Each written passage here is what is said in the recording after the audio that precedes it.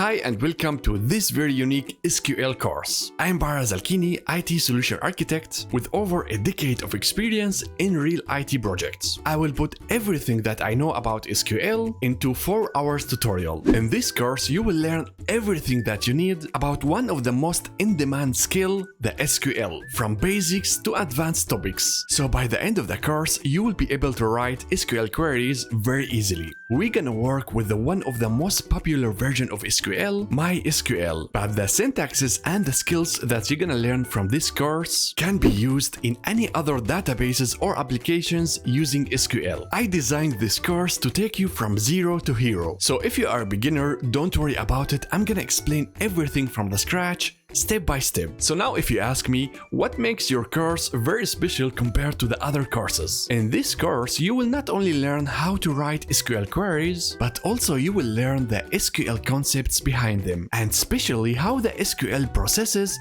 the queries behind the scene. And this can help you to understand why we write SQL queries, and it's gonna make you more creative with your query statements. And in this course, you will have tons of best practices and tips and tricks that I collected in the last years, and we will have many SQL tasks, and then we are going to solve them together step by step. And I will be providing you with a lot of free materials. All the content of this course is also available on my website datawithbara.com. You can use it later as a reference. I will provide you as well with SQL cheat sheet where you can find all the tasks and the SQL syntaxes, so you don't have to memorize all of them. I've also prepared for this course a database where we're gonna use it in all our tasks and examples during the tutorials. And if you are new to my channel, make sure to subscribe as I upload videos about SQL and Tableau. So now let's jump in and get started.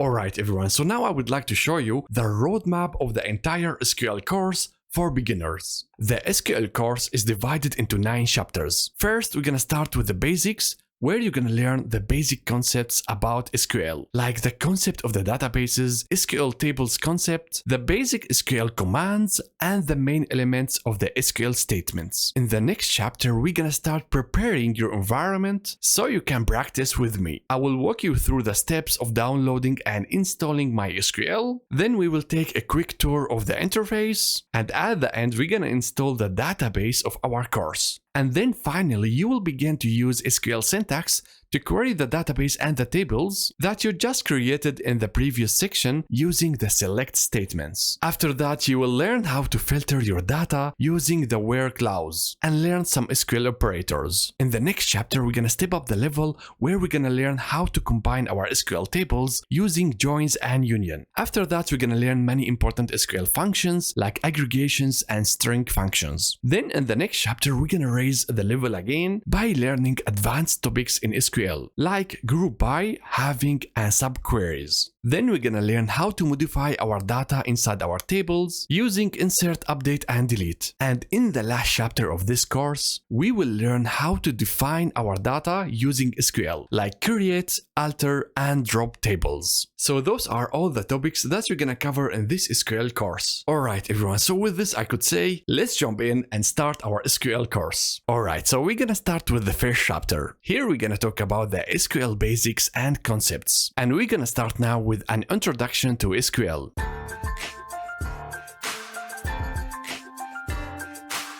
Alright, so we will start with the SQL basics, the terms that you'll be hearing during the tutorials. For example, what is data?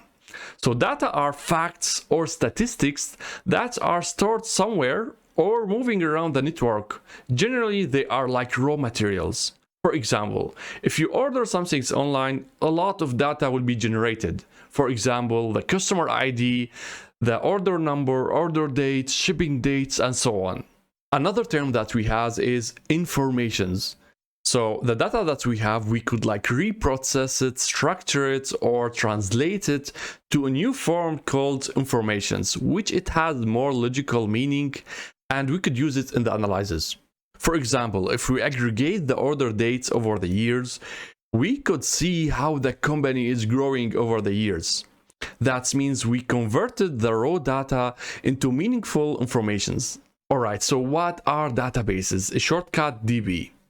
By definition, a database is a collection of structured and related data that are stored or organized in a way that the data are easily to be accessed and managed.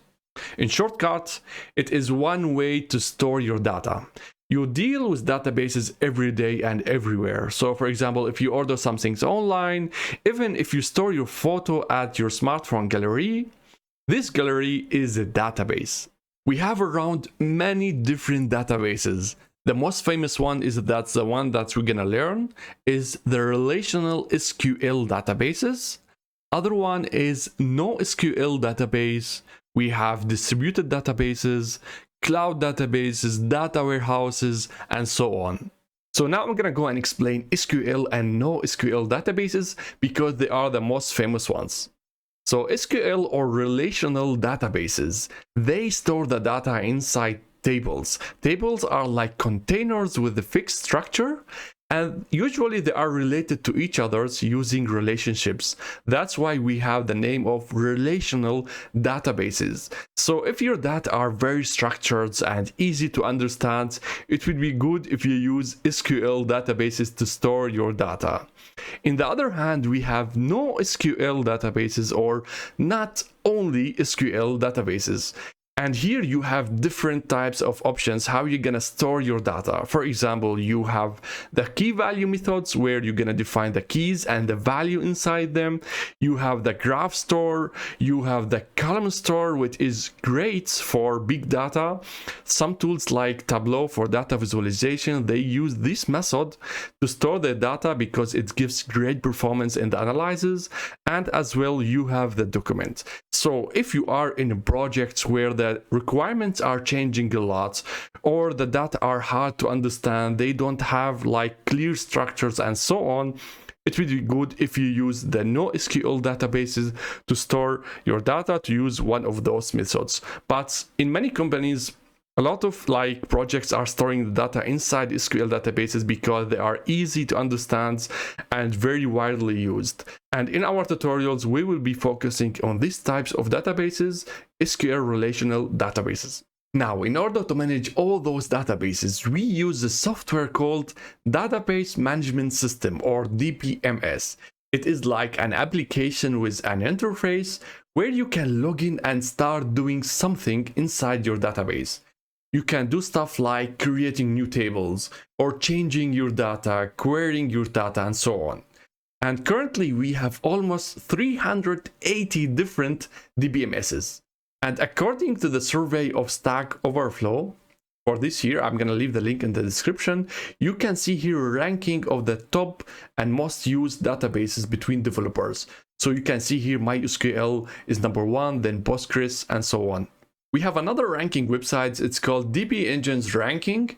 If we go there, you find the list or rank of the top used or most popular DBMSs in the world. They are using different criteria in order to calculate that, but you can see here MySQL is in the top 3 in the list. In our tutorials, we will be using MySQL and we will learn it, which is the most famous and commonly used databases these days. Now finally, what is SQL? It stands for Structured Query Language. So by definition, SQL is the query language that we use in order to retrieve, manage, manipulate, store data in databases. In short, SQL is the language that you need to master in order to talk to databases. So now in the internet, there is a never-ending battle in how to pronounce it. Some developers call it SQLs and others call it, like me, SQL. It's really depend on the country that you come from or the project that you are working. In my project, everyone called it SQL, so it's really up to you which one that you're gonna use. Alright, you might ask me now, Bara, how really SQL works? Let's check this. On the right side, we have our relational database where you store your data inside tables. And here we have our DBMS managing our database. So the first thing that you're gonna do is to log into the DBMS in order to interact with it. Or if you are building an applications, you need to connect them to the DBMS. After that, you start writing some SQL statements, some instructions, and then hit the button execute. After that, the DBMS will start processing and do some magic to it and send it to the database. Once the database gets such a query, it starts performing some operations or searching for the data that you asked for. Once it's ready, the database will answer to the DBMS with the result that you wanted. Alright guys, so that was a quick introduction to SQL. Next we're gonna start talking about why SQL is important and why you should learn it.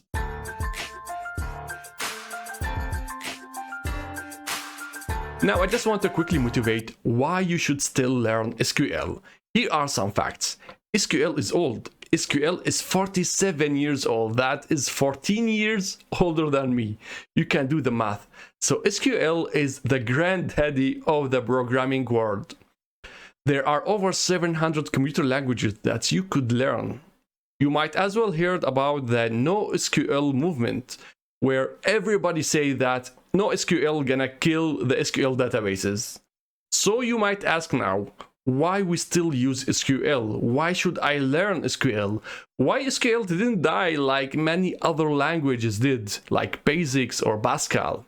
Well, the quick answer for that is SQL still works. It does the jobs, and you cannot ask more than that. Here are my 4 reasons why you should still learn SQL.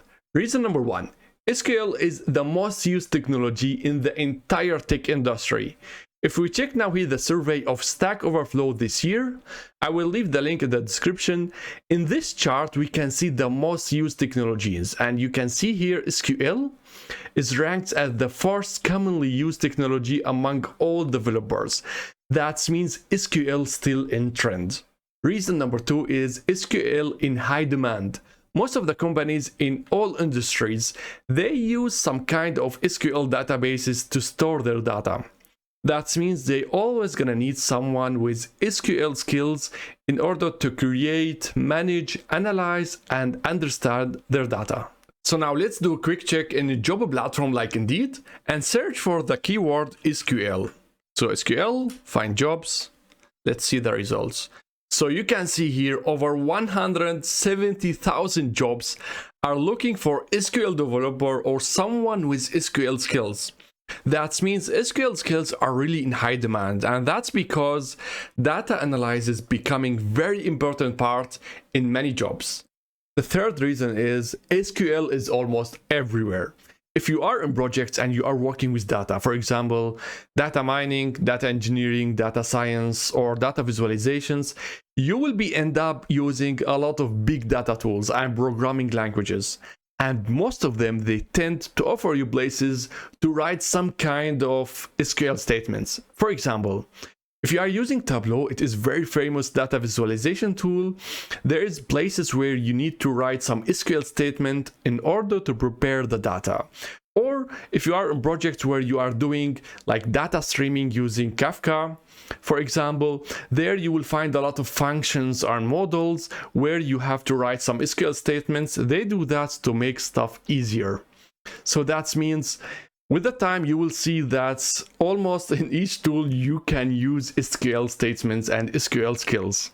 So now for the last reason, unlike other languages, SQL is simple and easy. It is easy to learn, easy to write, easy to read, because the SQL syntaxes are based in very common, easy English words. For example, select, from, create tables, where, and so on. And SQL managed perfectly to hide all the complicated processes from you. So that's why a lot of people tend to learn SQL because it's really easy. Alright, so now let's sum up. SQL has the best combinations. SQL is very high in demand, and as well it is easy to learn, which makes learning SQL is always a smart move and one of the impactful career improvements any IT developer can unlock. Alright, so that was my top reasons why you should learn SQL. Next we're gonna talk about the database concepts.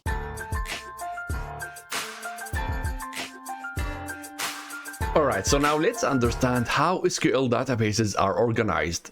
It's very important to understand that because once you start writing SQL statements or SQL queries, it's very important to understand the terms that are commonly used in databases. or how to browse your database, or how to find your data. If you learn that at the start, it's going to make the learning process of writing SQL statements much faster. Okay, so now just to make it easier to understand, think of the following analogy. A database is like your city library. We have in Stuttgart a very beautiful library. It's really amazing. I spent a lot of time there. I just like it. So yeah, a database is like libraries.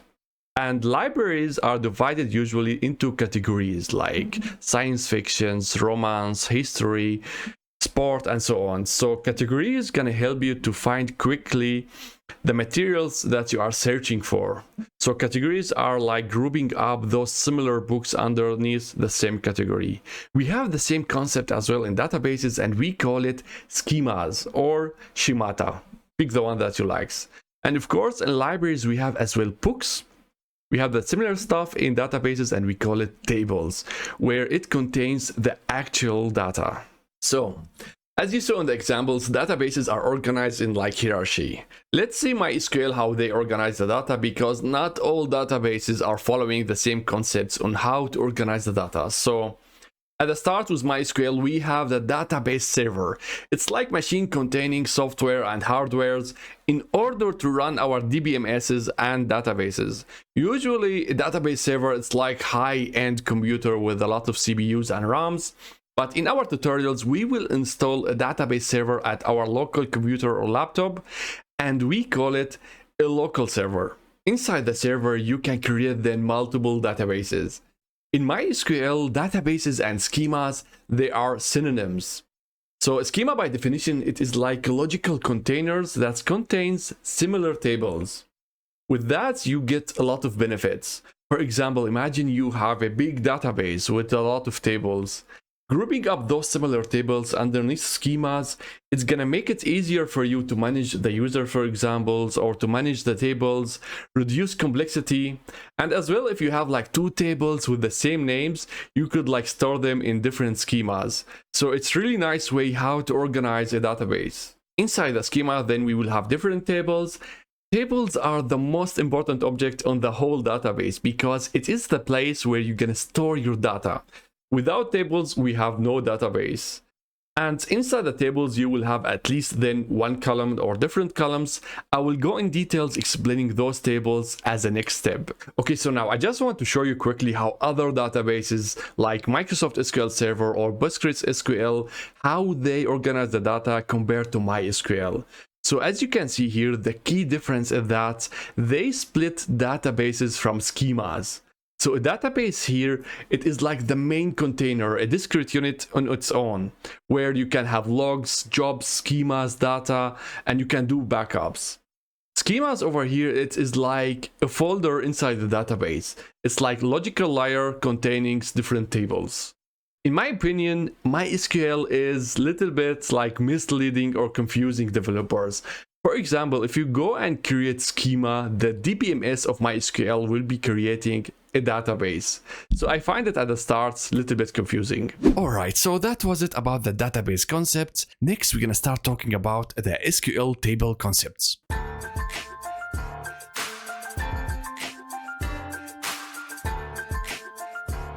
Alright, so now let's talk about SQL tables because they are really important in the databases, and understanding them, it's gonna help you to write better SQL statements. The problem is that we have around 380 different databases and they use different terms in the documentations.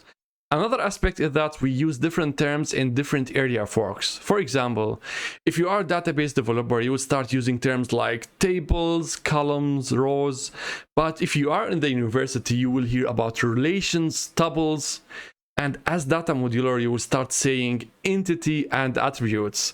That's why I would like to give you like a short overview of those terms to make it simpler. Alright, so now we have here a very simple example of SQL tables.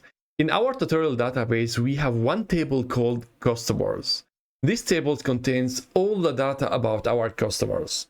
Another name that we have for tables is objects, entity, and relation. Okay, next we have columns. Columns are the vertical group of cells that are describing one type of information.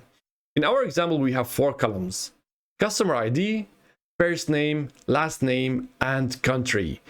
Each column has two informations. The column name, for example, here we have the first name and the values inside it, like Maria, John, and so on. Alright, so next we have rows. Rows are the horizontal group of cells that are describing one individual topic, and they are related to each other as well. So for example, here we have the customer ID 2 belongs to John, and John lives in the USA. In this table we have 5 rows.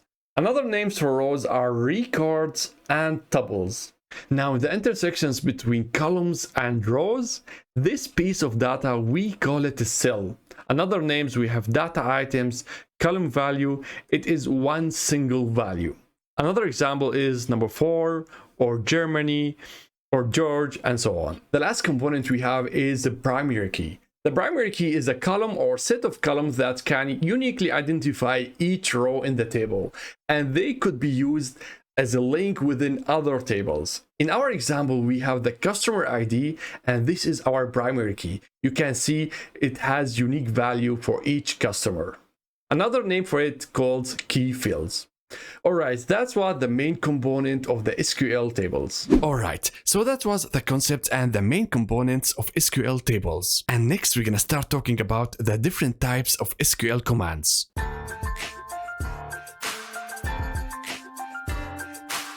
Alright, so now let's talk about SQL commands. In SQL, we have around 12 main commands and 900 different keywords.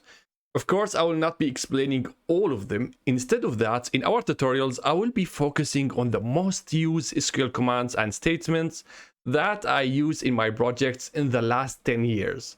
To make our life easier, SQL commands are divided into different groups depending on their purposes. Alright, let's start with the first group, Data Definition Language, DDL.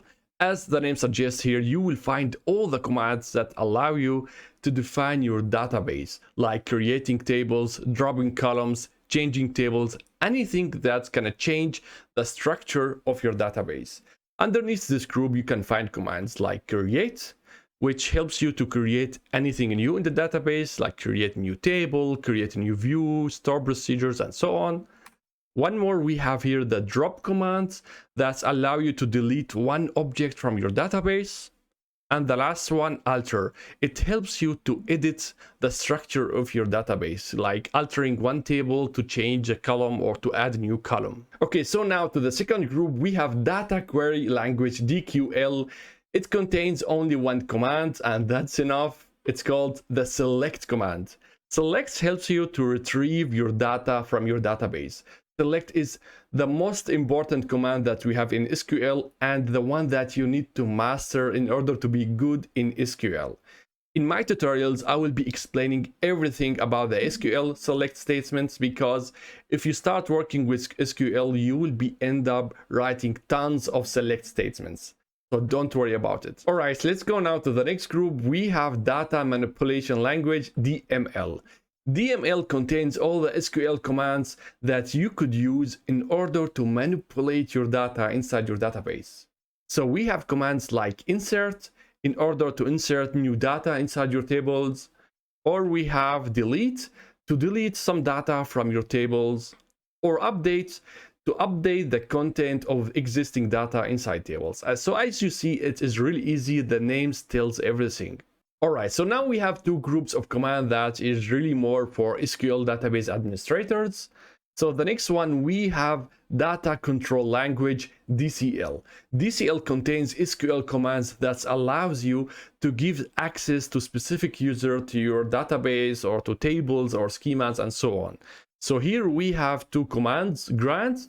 You could use grant to give someone an access to your objects in databases, or revoke to remove such access from specific user. Okay, so now to the last group that we have, the Transaction Control Language, TCL. In TCL, you will find the SQL commands that's gonna help you to manage the database transactions in order to maintain integrity of your data. So here we have commands like commit in order to save the changes in your database, rollback to restore the database to the last commit or to the last save point. If you have some errors, you could use that. Save point, you can define save points in the transactions, which you could use it later to roll back. All right, so now about those names, DDL, DQL, DCL, TCL, and so on, you don't have to memorize them. Maybe only the important one is DDL. I sometimes hear it in the project. So if someone says, I will be creating some DDL scripts, that means he or she gonna create SQL statements to change the structure of the database, like creating a new table or dropping something. Alright, so in our SQL tutorials, we will be focusing on the first three groups of the SQL commands.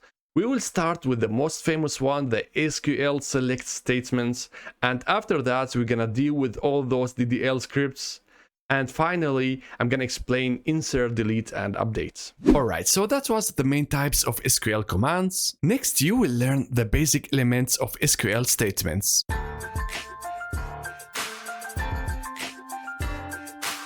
Alright, so now let's start with the basics. I want you to understand at the start the basic elements inside each SQL statement. We have over here very simple select statements. Don't worry about the content, I will be explaining that later.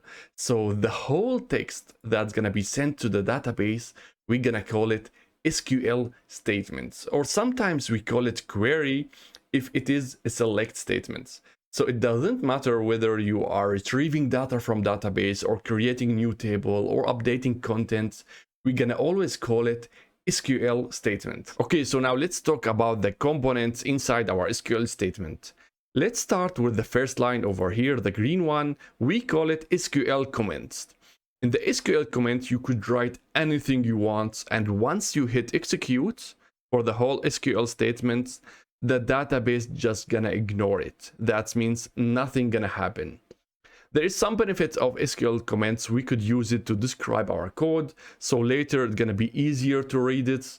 And because the database is gonna ignore it and nothing gonna happen, we use it to deactivate part of our code. For example, if I don't want to use such a filter over here, I could make it as a comment and the database will not execute it. Okay, so now SQL statements are usually divided into different parts. We call them clauses.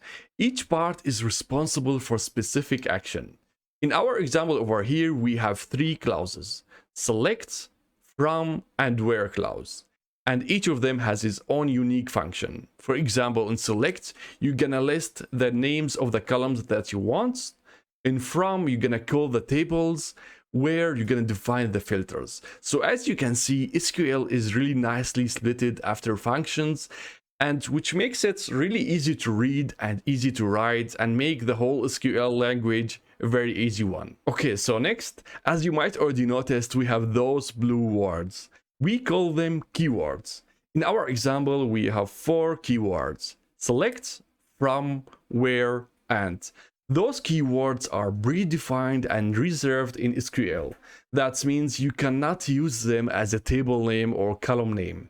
In MySQL, we have over 900 keywords. We will not go through all of them. I'm just gonna focus in the tutorials on the most used keywords. In the link in the description, you will see a list of all keywords that we have in MySQL. All right. Okay, so now let's check the next element. We have identifiers. Identifiers are any name that you give to any object in your database. For example, a table name, a column name, even the database name itself, it is identifier. In our example here, we have 4 column names: first name, last name, country, and score. And we have as well here a table name called customers. All of those stuffs, they are identifiers. All right, so now to the last element that we have, we call them operators.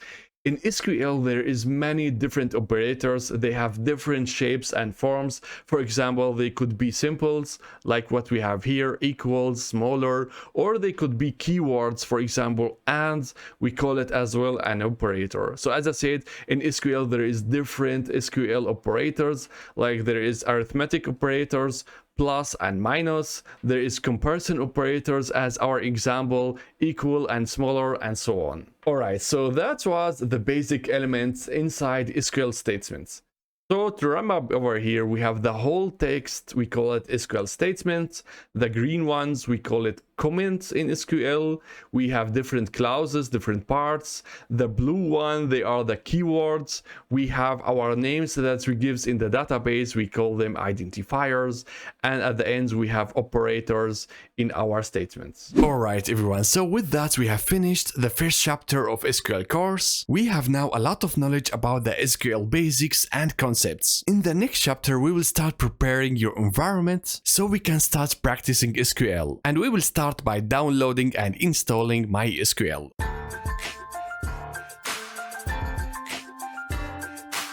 Now, if you don't have already MySQL installed, then you can follow me. I'm gonna show you step by step how we're gonna download and install MySQL in Windows. This is so important so you can practice and run the tutorials at your computer. Let's start by downloading MySQL. Okay, let's go to our browser. We will go to the official website of MySQL, mysql.com. At the menu, you will find here downloads. Click on that, then scroll down until you find MySQL Community Downloads. Click on it. You will have here a bunch of installers. The one that we need is MySQL installer for Windows. Let's go there. Here you have two options, smaller one and bigger one. So the small, it's like, it's gonna download some packages as you install MySQL, or you can download the whole package at the start. So I recommend you to go with the bigger one. So we have everything downloaded at the start. Click on download. At this page, it asks you to log in to create new accounts. It's not necessary for the tutorial, so you can skip that. So I'm gonna go with no thanks. Just start my downloads. So it's gonna now start downloading the installer, but because I already done it, I don't want to waste now the time. So I'm gonna go to downloads and I'm gonna start the installation. Okay, let's start now the installer. I'm gonna click on it, press yes. And now we are at the first step of the installations. Before we proceed, I'm gonna tell you there will be a lot of like steps, 30 I think. We're just gonna press start, next, finished, yes, and so on. We will not change a lot of configurations. Maybe we're gonna put some password, but that's it. So it's really easy. Let's start with the first step. It's gonna tell us here, for example, developer, server, client, and so on. We will stay with the developer default. So click next. After that, it's gonna check the path. We're gonna stay with the defaults. Press next. Yes, I'm sure. So here it's gonna check the requirement. They will do a lot of steps like this, checking the requirements. So we stay with the defaults. Press yes. And now it's gonna show you all the packages that's gonna be installed. So we will not change anything. Let's everything to be downloaded. So now I'm gonna click execute and it's gonna start installing all those components at my PC one by one. All right, so now we have all the products installed. We will click on next.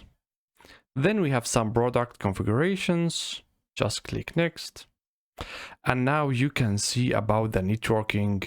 Well, the most important thing here is to know that we have the following port number for our local database. But we will not change anything. We're going to leave it like this. Then click next. We're going to stay with the recommended settings for the authentications. Click next. And now we have to set up finally the password for our root user, or we call it an admin user for the database. So this is very important to memorize or to write it down somewhere. So now I'm going to give for our admin user the following password. Oh, it's weak. So next. We will stay with the recommended stuff. Not gonna change anything. And we're gonna click now execute to apply our configurations. Okay, after all configurations are completed, we're gonna click on finish. After that, there will be more configurations. Okay, next. Don't change anything. We're gonna stay with those configurations. We're gonna click on finish. After that, some more configurations. Okay, finish. Okay, now we're gonna test our connection to the database server. You see here the username is root, and we're gonna type here the password that we gave previously for the admin user. So I'm gonna give here the password and click check. So if you get it like here, connection succeeded, that means we are successfully connected to our SQL database and everything is fine. So let's click next, apply configurations, okay, execute.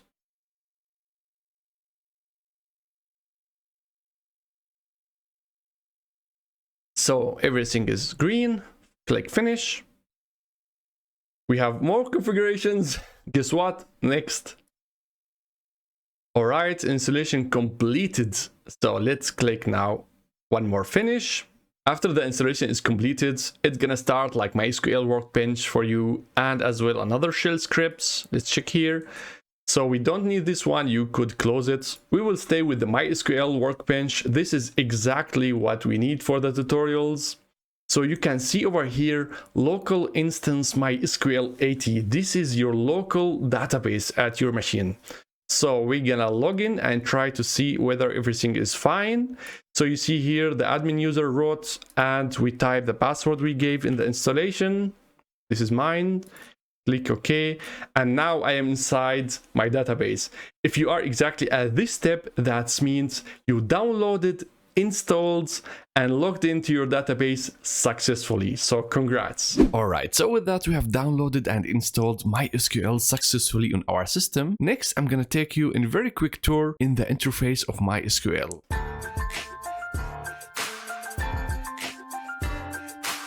I would like to give you now a really quick overview of the interface of MySQL Workbench. Because I remember when I first started using such database applications, it was a little bit confusing, overwhelming, having all those panels, options, and toolbars. But actually, it was not that hard. I'm not gonna go and explain every single detail, but instead, I will give you a general overview of the interface. If you need more details about the tool, visit my SQL manual. I will leave the link in the description. So now let's start explaining the main sections in MySQL Workbench. All right, let's start on the left side. We have here very important sections called Navigator. And in the Navigator, you can see two tabs, Schemas and Administration. As a default, you will be landed in the schema. So you can see in the schema, it allows you to navigate or browse through your database objects. For example, I can see here, I have 3 databases as a default. We got it from the installation. So if I want to see inside this database called Word, I'm gonna double click on it and I'm gonna see the tables, views, stored procedures, and functions. So I can browse furthermore and I want to see what is inside the tables. We will see that we have 3 tables, city, country, and country language. So I can understand, okay, I have 3 tables in the database. Let's see now which columns contain those tables. I can click on the city and expand and I will see, okay, I have the following columns, ID, name, and so on. So with the schema navigator, you can navigate through your database to understand the content of it. Let's go now to the second tab, administrations. Here you will find a lot of info, a lot of tools to manage your SQL server. For example, you can check the server status, double click on it, you'll see on the right side here, server status is running, or you can manage the connections, manage the users, and so on. It is interesting if you're gonna be like a database administrator to understand all those stuff. We are now learning only SQL and it is different topic now. So let's go back to the schema where we can browse our databases. All right, let's close this one over here. I don't need it. Go away. Right. So as the next, we have a toolbar. We have 2 toolbars. The first one called Main toolbar. It is like the most frequently used functions in SQL. For example, to create a new SQL statements, or to create a new schema or database, create a new table, new view, new stored procedures, and so on. So it gives you like a quick access to create a new stuff in the main toolbar. The second toolbar, it is over here. It is the query toolbar. It contains all the actions that are related to the query that you are writing in the query editor. And the most important one is the execution. So once you write your SQL statement over here, you click on the execution and it will be run on the database. You have some other options, for example, to save the SQL statements, or to open one that's already saved, and so on. All right, next we have very important sections. It's called the query editor. Here we will write our SQL statements and queries and so on. It is our main place where we will work. For example, I'm gonna write the following statement: select star from city. Don't worry about the syntax. I will be explaining everything about the select statement in the next tutorials. So now let's hit the run or execute. After we run the query, you will see that we have here a new section. It's called the result grid. Here you will find the results, the data that are returned from the database after we executed the query or the select statements. And the data is presented as a table form. Underneath that, you will find another section. It's called the output. So let me just make it bigger a little bit. So in this section, you will find a lot of information. It is like logs. So you can see the execution time, how long it took the server to execute your query. You can see as well whether it was successful or you have some problems in the syntax or you have some errors. So you can see it over here and you can see the error message as well and so on. Okay, now if you go to the right side over here, we will find another section. It's called SQL Additions. It is like help tool from MySQL that gives you descriptions for the SQL statement syntax, the usage, documentations, and so on. I usually hide it to save some space in the application by clicking over here. It's really up to you. It's personal preferences. All right, that's what the main sections of MySQL workbench, and really need it in the SQL tutorials. So I hope it helps. Don't worry about it. You need some more time using such applications in order to understand them and to navigate through them, and it will be less overwhelming. Alright, so with that we have learned how to navigate through the MySQL interface, and next we are going to install the database for practicing.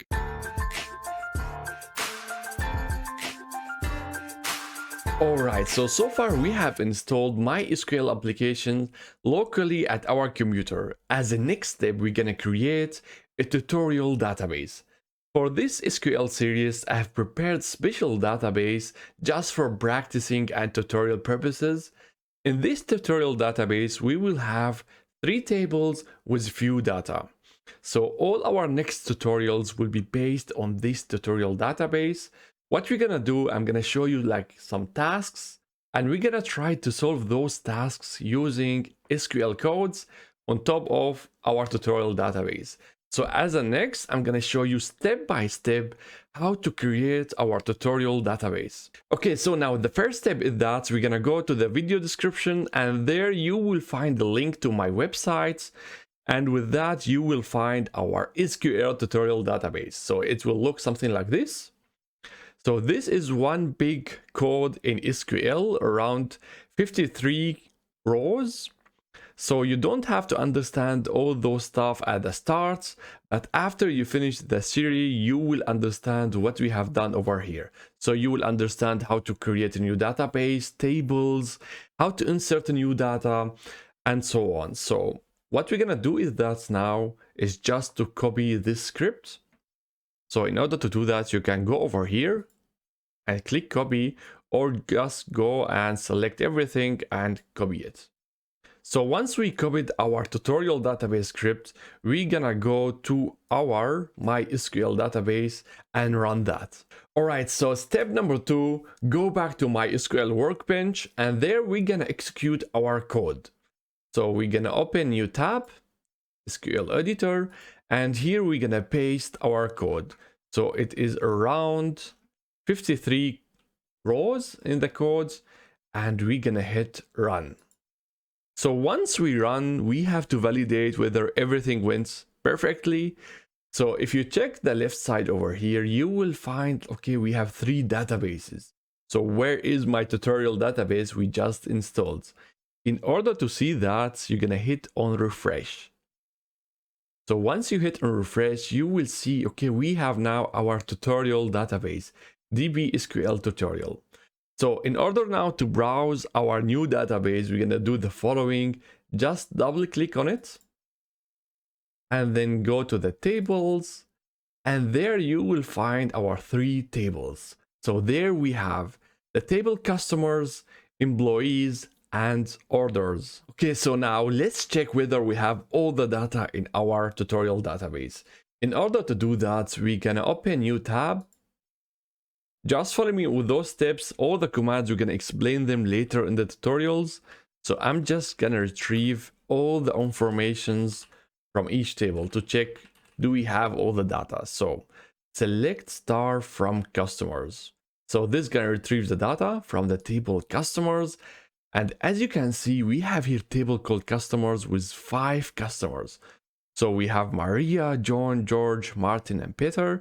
And in this table, we are storing the general informations about each customer, like the first name, the last name, country, and score. Okay, so now let's check one more table. Let's check the orders.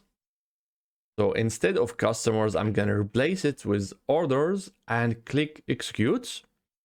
So with that, we're gonna see that we have table orders that stores all the orders that are placed from our customers. So we can see over here, we have the customer ID and we have the order ID and the date when the order is placed and the quantity. So if you want to see the informations of the orders, we're gonna check the table orders. If we're gonna see the informations about the customers, we're gonna check the table customers and so on. So if you have done all these 3 steps and you have checked the data, that means you have now our tutorial database installed at your local machine and we could proceed with our tutorials. Alright, so with that we have a database with data, and before we start writing our SQL code, we have to learn how to style it.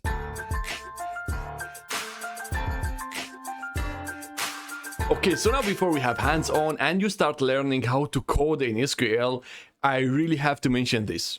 When you start learning any new programming language, it's really not enough to learn how to code it, but also you need to learn many other stuff. For example, how to solve a task with few lines without making stuff complicated, or how to write a code that delivers good performance. And finally, and the most important, how to write code that looks good, that is easy for you to read and for others. So if you are working on project, you will notice that developers has always different opinions about how to style a code, but all of them will agree that the code should be readable and following some styling guide. Okay, so you might ask me now, Bara, do I really need to style my code? Is it not enough that my code is working correctly? Well, no, there is 2 reasons for that. If you are working on team or project, sometimes your code should be reviewed from others. And if your code is hard to read, you will give them hard time reading your code and even end up that they gonna rewrite your code in order to read it. Another reason is that if you find out there is some errors or some problems in your code, you will have hard time searching for the error to find out in which line you have the problem.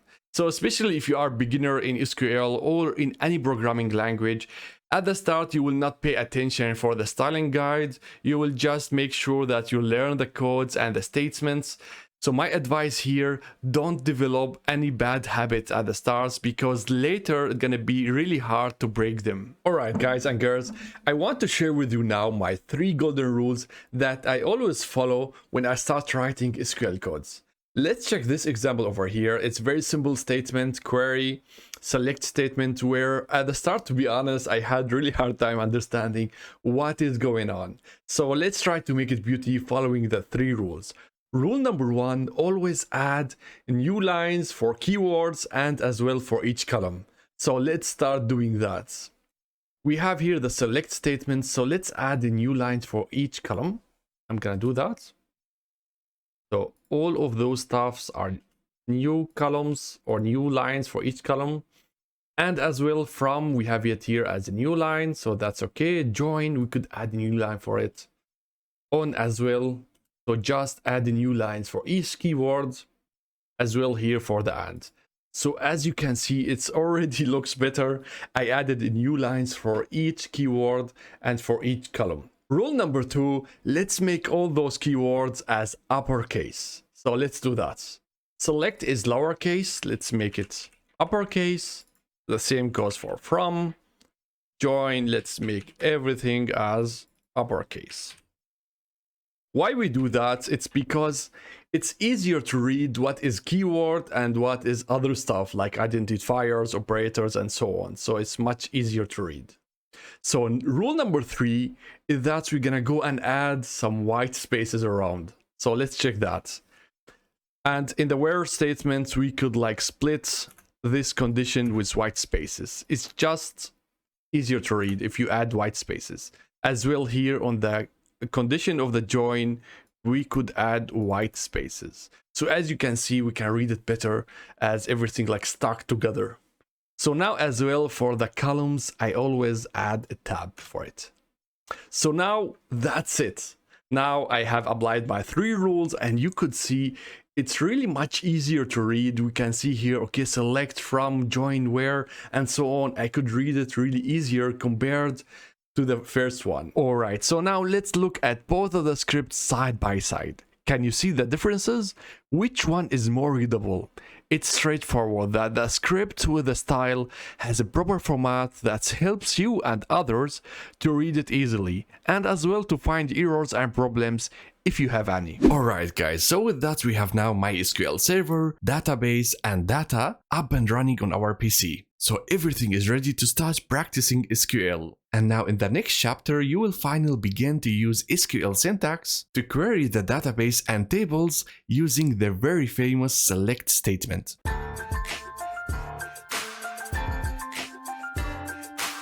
Alright, so now we're gonna focus and start on the select command. So here gonna be our focus. We're gonna learn how to query our data.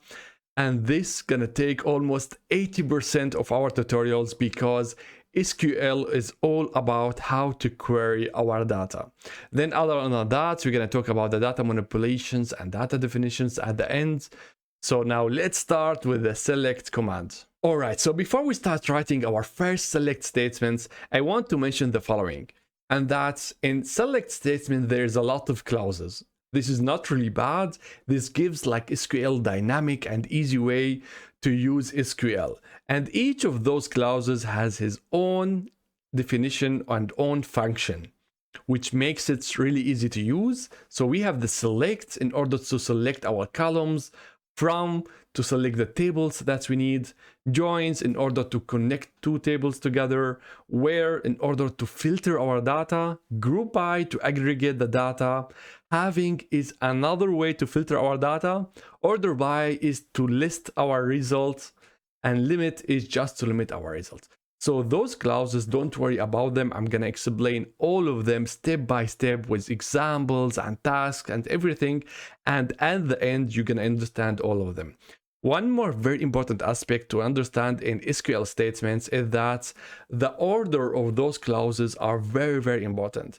So for example, I cannot use at the start from, then we write down the select. So this order is very strict. And if you switch between them, you will get immediately an error in SQL. So that means pay attention to the order of those clauses. Don't miss between them. You need to follow those rules in order to get like your query executed in SQL without any errors. All right, so now the first thing that we need to learn is how to fetch our data from the database, how to retrieve all those records and rows from our tables. And to do so, we use the most fundamental SQL statement. We call it select statements, or sometimes select query. So now in order to understand all those SQL statements like select, where, join, from, I will be giving you like one task. Then we're gonna try to figure out together how we're gonna solve it using our tutorial database. In our tutorial database, we have 2 tables, customers and orders. In the customers tables, we have 5 customers, and in the orders, we have 4 orders. All right, so let's start with the first task. Retrieve all data and columns from customers. So that means our focus here on the customers table. And all data, that means all rows. So we need everything. All rows and all columns. Okay, so now before we start writing our first query, we need to make sure that we are selecting the right database. As you installed MySQL Workbench, you will be getting some default databases. And after that, we installed our database for the tutorials. So to make sure that we are selecting the right one that we need, either you're gonna double click on it, or you're gonna write this statement. So we're gonna write use, then the database name, db SQL tutorial, and then run. So with that, we make sure that we are on the right database so we don't get any errors. All right, so now let's write our query for the task. So we need all the data from the customers. So the first thing that we specify in the SQL statements for the query is select keyword. After that, since we said all the columns, we're gonna use star. Star means all the columns inside this table. After that, we need to tell the database which table that we need. So since we need the customers, we're gonna select the table customers. So we're gonna say from customers. So we have now the query that's gonna select all columns from the table. And here we don't have any like filters or anything. So this is the basics form of SQL. Let's hit run. And as you can see here now, we have the results. We have all 5 customers from the table customers. And don't forget, in SQL, the order is very important. So it always starts with select, then comes from clauses.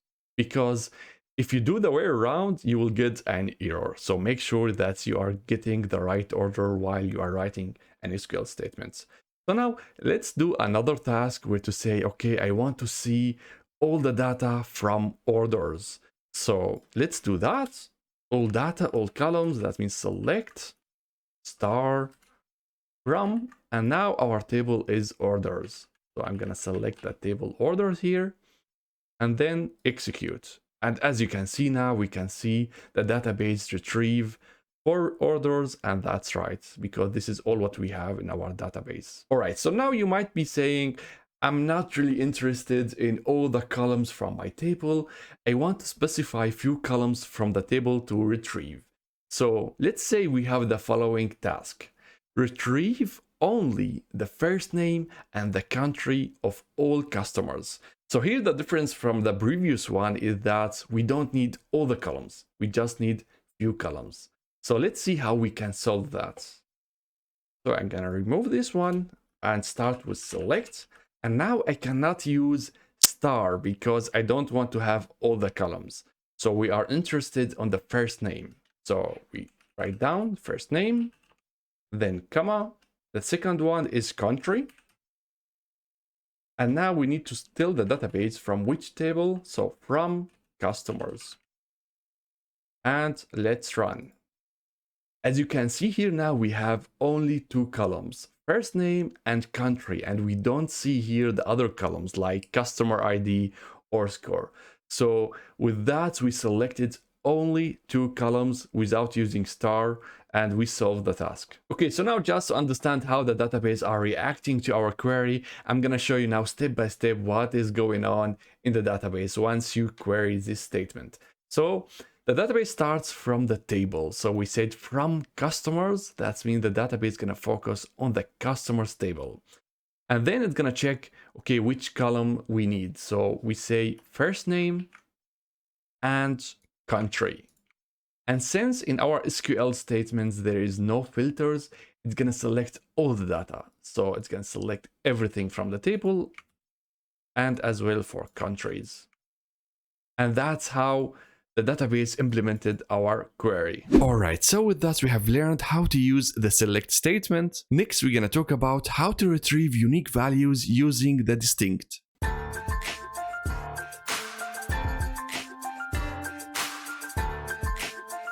All right, so the select statement as a default, it will not remove any duplicates from the results.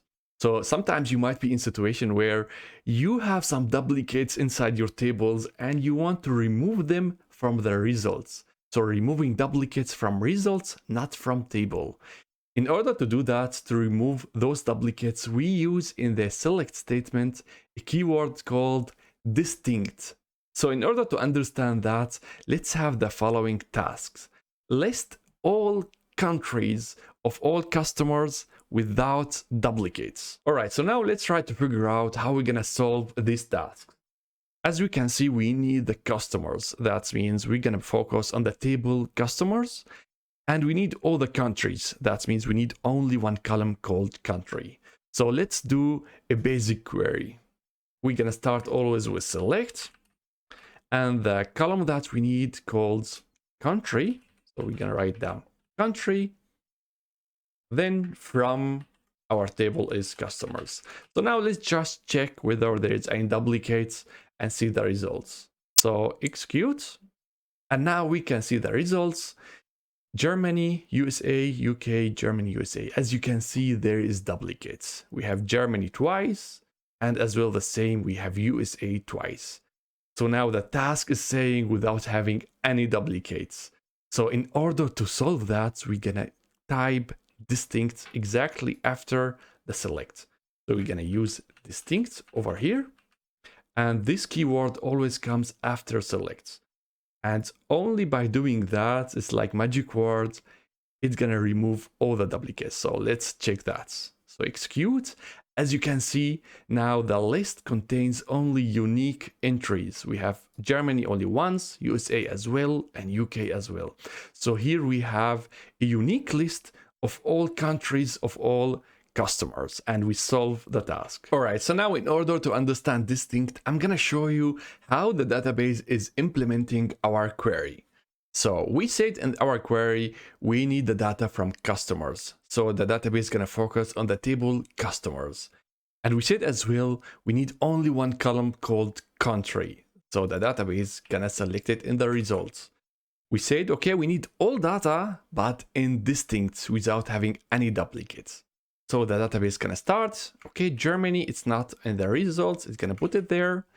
USA, we don't have it in the results, it's gonna put it there. UK, the same, we don't have it in the list, gonna put it. But now it comes to Germany again, says, okay, we have it already, so it will not include it in the list. And same goes for USA, we have the USA already here, it will not include it in the list. And with that, we will have our unique list of all countries. All right, so that's all about the distinct. And next we are going to learn how to sort our data using order by.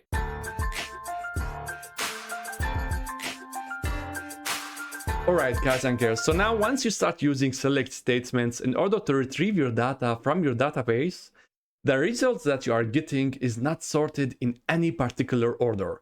That means the DBMS or the database is sending the data back to you in unspecified order. So now if you want to apply some rules or you want to sort the results, we could use the clause order by. So now in order to understand the order by, we're gonna check the following task. Retrieve all the customers where the results are sorted by scores and the smallest should be first. So now let's try to figure out how we're gonna write the SQL statement in order to solve these tasks. So now, since we need the customers, that means we are focusing on the table customers. Let's write our select statement first. So select, there is no specifications about the columns. I'm gonna use a star from customers. So let's run that and see. As you can see, we have all the customers. But as you can see, it is not sorted by the score. The task is to sort it by the score. The smallest first, then come the highest. In order to do that, we're going to use the keyword order by. So let's have a new line, order by. After that, we need to specify the column that we're going to use to sort our data. The task says it should be sorted by score. That means our column is score. So the column name, score. Now we have here two options how we're gonna sort our data. We have two ways, ascending and descending. In the task, it says it should be sorted by score, the smallest first. That means we need to use ascending. In SQL, we have the keyword ASC. That means it is ascending. So now we have the order by clause and we should be fine. Let's run the query. Now, if you check the result, you already might notice that the result is sorted differently from the start. So that means we have different sorting now after the score. So the first one is null. It's because the null considered to be the smallest in sorting. After that, we have 350. It's the smallest score from all those customers. Then comes the higher and higher and so on. So now we put a rule how to sort our data, and we have solution for our task. One more thing to notice is that in SQL, the default sorting in order by is ascending. That means if I go here and remove the ask, this keyword, and start the query again, I will get exactly the same results, because if I don't specify anything after the column name, the default gonna be ascending. Okay, so now let's consider one more quick task, and it says almost the same. Retrieve all customers and the result should be sorted by score, but this time the highest should be first. So that means we need to use the method of descending, the highest first, then the smallest. So that means we have the same query, we don't have to change anything, but now after the column name, if I leave it empty, it's gonna be ascending, but this time we need to be using descending. So we're gonna use this keyword, disc, that means descending. So let's run this query. So now let's check the result. We can see already that the list is sorted the way around. So now we have the first record with the highest score. John has 900 and it is the highest. Then come the smallest and so on. So now we are sorting the list or the result with the descending way. All right, so now using order by, sometimes it gets a little bit more complicated if you are using not only one column, maybe different columns to sort your results, especially if you have a lot of duplicates inside your data. So using one column will not help you. You're gonna end up using multi-columns in the order by. So in order to understand that, we're gonna have the following task. Retrieve all the customers where the result is sorted by country in alphabetical order, and then by score where the highest is first. So let's try to figure out how to write the SQL for that step by step. So now I'm gonna remove everything over here. I write it down, order by. The first one called country. So the column we need is country. Alphabetical order, that means it is ascending. So we could leave it as a default or we could write ask. Doesn't matter. We're gonna have the same result. So now let's check the result for that. So now as you can see that we have the results already sorted by country in ascending way, that everything is fine. So we have Germany first, then UK and USA. So it's already sorted, but that is not enough because the task, it says, okay, after that, you need to sort it by the score, the highest first.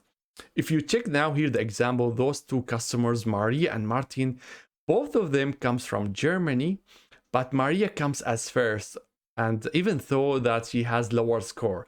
So that means after we sorted with the country, we need to sort again those scores. So in order to do that, we're gonna put here comma and then write down the score.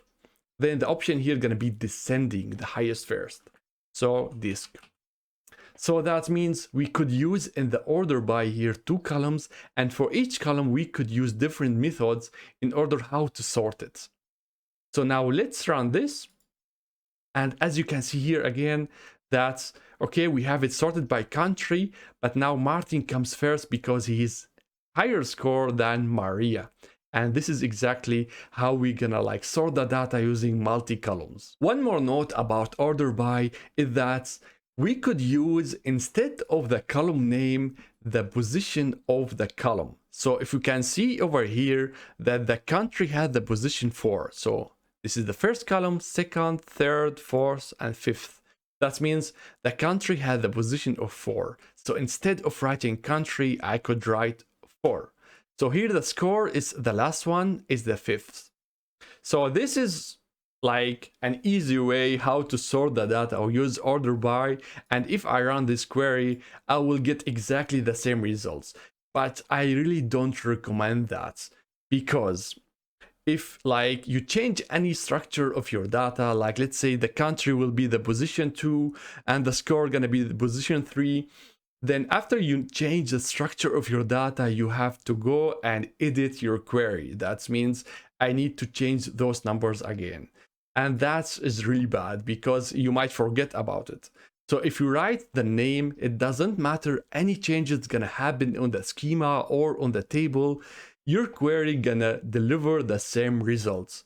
And using the numbers, you need to adjust this. So I really don't recommend using those numbers. The better is to write the full name of the column. All right, so now in order to understand the order by, I'm gonna show you step by step what the database is doing in order to execute our statements. So first, it's gonna choose the table. So our table is the customers. We are using the star. That means it can select all the columns. So it's gonna put it in the results. So now once we are not using any where or filters, it's gonna select all the data. But it noticed that there is order by. So it's gonna like sort the results by each column. So the first column is the country. So it's gonna sort it by the country first. So first, the first customer gonna come here. Germany as well, Martin. Then after that comes UK. Gonna sort it over here. And then after that comes John from USA. So it starts sorting the results. So we can have here that the country is sorted, and this is the first step. The next step is gonna go to the second column in the order by in the score. So it's gonna sort the results again. So it's gonna check, okay, those two customers, and it's gonna see, okay, Martin has higher score, and it's gonna switch it. So let me just do it like this. And Martin gonna be the first on the list. Second, we have UK, so that's okay. And then we have those two. We have 900 and null. Null is the smallest, and it is okay. So now this is how the database is sorting using the order by. Alright, so that was it for this chapter. We have learned how to query our data using the select statement and how to sort the result using order by clause. In the next chapter, we're gonna learn how to filter our data using the where clause, where we're gonna learn many important operators.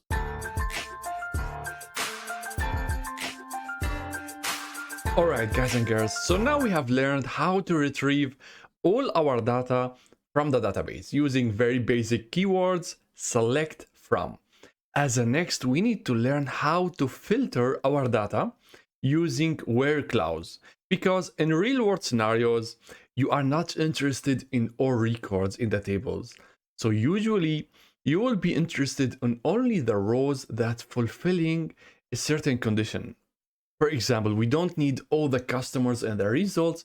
We need only the customers that come from certain country or have like specific score. So in order to understand that, let's check a very simple task. So the task says list only German customers. So that means we are not interested in all customers. We need to see in the results only the customers that comes from Germany. Okay, so now let's try to figure out how we're gonna solve this task using SQL query. In the task, we will be focusing on the customers. That means we will be querying the customers table. And since there is no specifications about the columns, we could go and retrieve all the columns. So let's try to write now the SQL statement for that. So select as usual, then no specifications about the columns. We're gonna select everything. We use star. From our table is customers.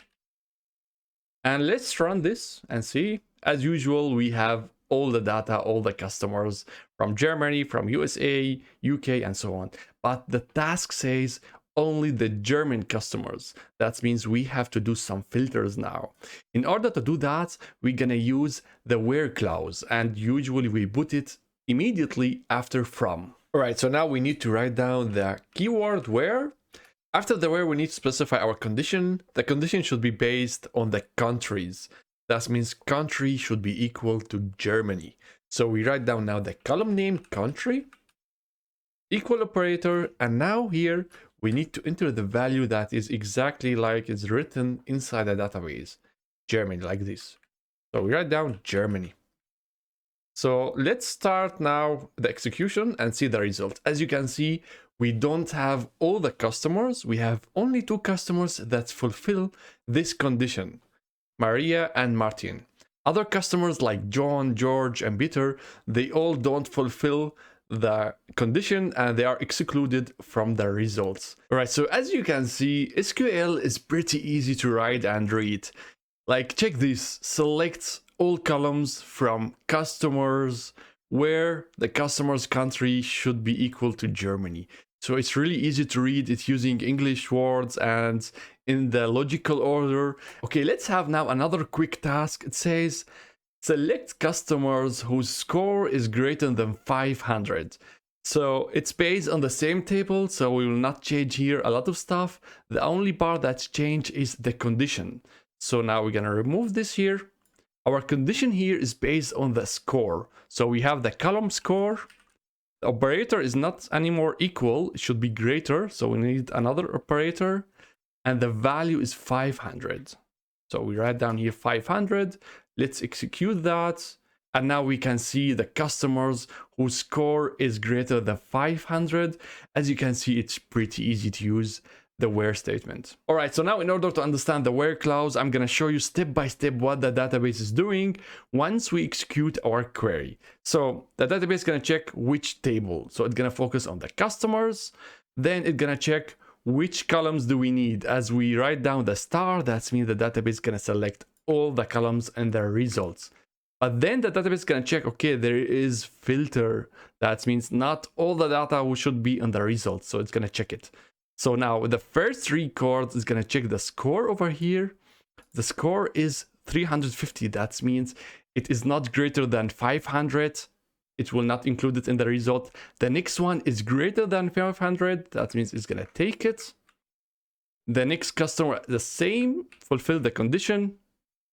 Oops, I need to write it down over here. All right, now the first customer, 500, it is not greater or equal, it's only greater than 500. That means it will not consider it. And the last one, it's null, that means it's empty. It will not fulfill the condition. That means we have only 2 customers, and that's how where is working inside the database. All right, guys, so in SQL there is many different types of operators that you could use inside the where clause in order to filter your data. And in SQL they are split into 2 groups. On the left side we have the comparison operators, and on the right side we have the logical operators.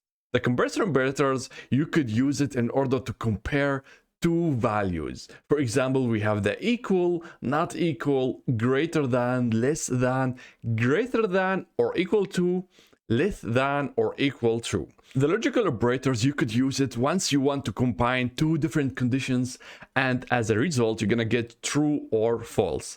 For example, we have AND operator. It returns true if both of the conditions are true.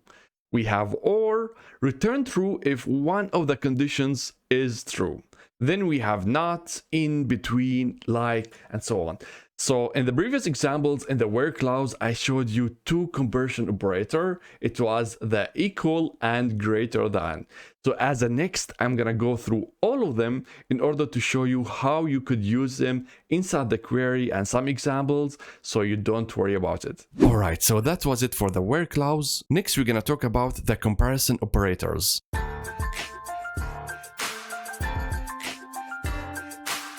Alright, now we're gonna focus on the comparison operators and learn how to build up our conditions inside where clause. The comparison operators, as I said, it is used in order to compare 2 values, and it is the most basic way how to filter data using SQL. Okay, so now in order to understand them, let's have the following tasks. First, find all customers whose score is less than 500. So that means we're going to focus on the customers table, and there is no specifications about the columns. We're going to use select star from customers. So now let's run this. As you can see, we have all the customers, but we need to filter the data score less than 500. So we're going to use the where clause. The column is score, the less operator, and then we're going to type 500. So let's check the results and run it. So we have only 1 customer whose score is less than 500. Okay, so now in order to understand why we had only 1 customer at the results, I'm going to show you what the database has done once we executed our query. So we said select star from customers. The database is going to focus on the customers. We said star, that means we need all the columns at the results. And then since we have where clause, it's gonna filter the data. So it's gonna like go through all the records and try to find whether it's fulfill the condition or not. So I'm gonna use the like and dislike button to say whether it's true or false. So the first customer, her score is less than 500. That means it's gonna be shown in the result because it fulfill the condition. And then we have the next one. Score is 900. It is not less than 500, so that means false. The next one, the same, 750. It is not less than 500.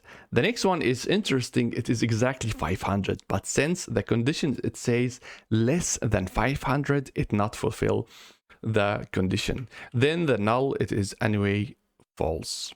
So that's why we had only one customers at the result. Okay, so now let's have another task, and it says find all customers whose score is less than or equal to 500. So almost the same, but we have here as well the customers that are equal to 500. So let's check that. We're gonna have the same query, so we'll not change anything over here, only the operator. So we need the less than, so it's gonna stay like this, but we need as well equal to. So there's another operator, it's called less than equal to, and it looks like this.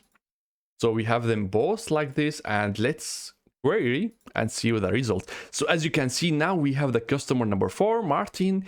He has score 500, and now it should be shown on the result. So we have the first one, Maria, less than 500, and we have Martin. It has exactly like the 500, so this is the less than equal to. So as you can see, it's pretty simple. Let's go with another operator with the following task. Find all customers whose score is higher or equal to 500.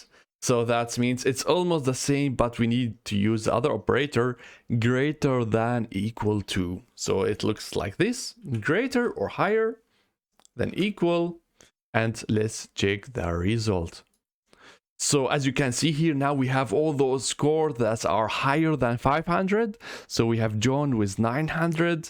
We have George with 750, and Martin stays here because his score is equal to 500. So as you can see, it's really easy. All right, so now we have one more last task. It says, find all non-German customers. So let's try to solve that.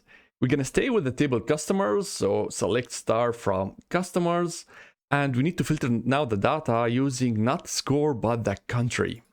So we're gonna type now here, country, and since it says non-German customers, that means the country should not be equal to Germany. So the not equal operator, it looks like this, and then we need the value Germany. So with this query, you are saying, okay, give me all the customers whose country is not equal to Germany. So let's run that. And as you can see here, we don't have a country called Germany in the results. And you could see like or have the same result using this operator as well. It stays as well not equal. So if I run that, we're gonna get the same result. So you could use either one of them. There is no difference between them.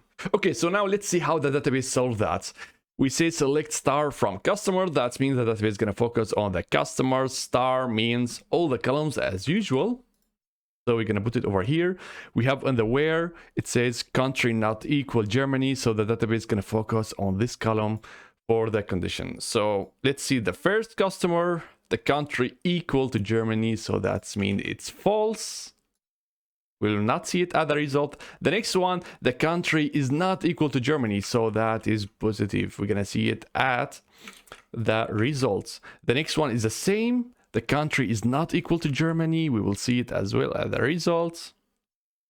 And the first customer, the country is equal to Germany, so that means it is false. We will not see it at the results.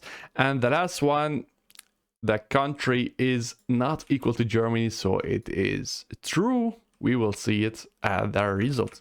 So that's why we saw 3 customers at the result. All right, so now we covered all those operators inside the comparisons. They are pretty easy. They always like compare 2 values, and I would suggest that you go and like play with them until you understand how they work.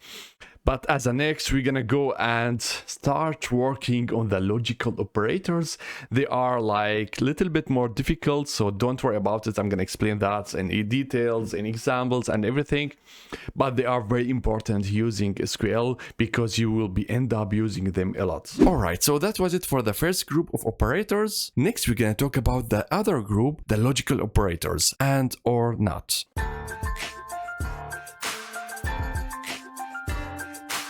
Alright guys, so now we're gonna talk about the second group of operators that you could use inside the where clause, and they called the logical operators. We will focus on those three bad boys, and or not.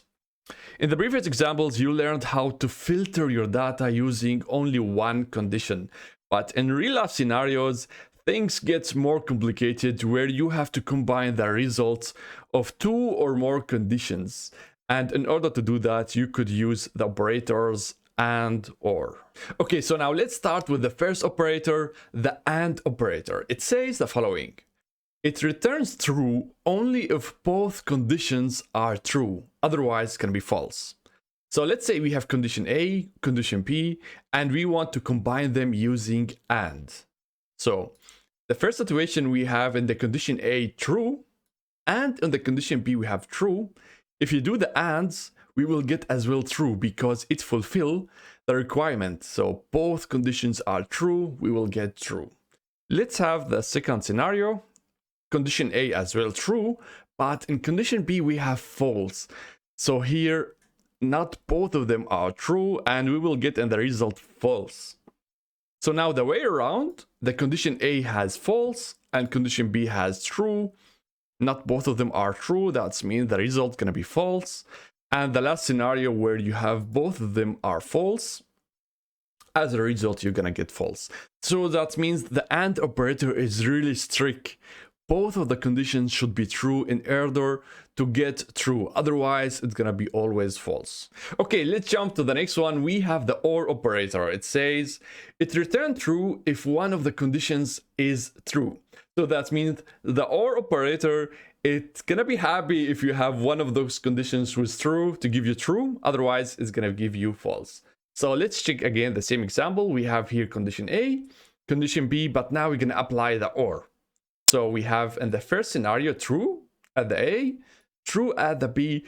It fulfills the requirements, both of them are true, so that means in the OR we have true. The next one we have at the A true, but the B false. So now it says at least one should be true. So that means with the OR you're gonna get as well true because you have it here as A, it is true.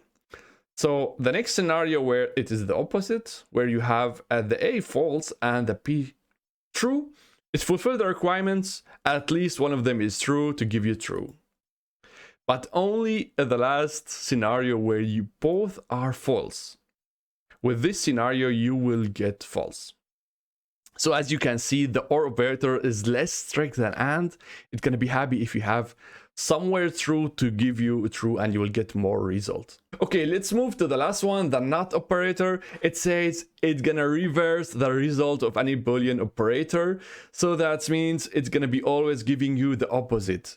For example, if you say left, it's gonna go right. If you say go right, it's gonna go left. So here you're having always the opposite as the results. It's gonna work only with only one condition, so it's not combining two conditions like and or. So here we have the condition A. If you have here true and you use the not, so that means you will get the false. So it's gonna do the opposite. And the same if you have false and you use not operator on it, you will get true. So it's always like reversing the results. If you have true, you're gonna get false. If you have false, you're gonna get true.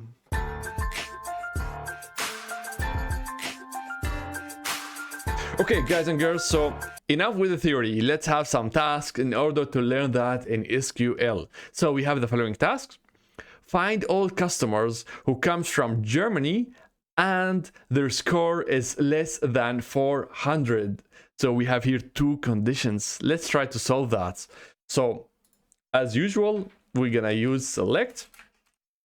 No specifications about the columns, star from our table is customers. And now in the where condition, we have two conditions. So the country is Germany, so we're gonna write country equal the value Germany.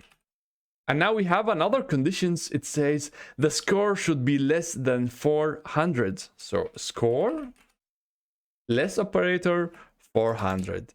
So now I have two conditions and I need to combine them.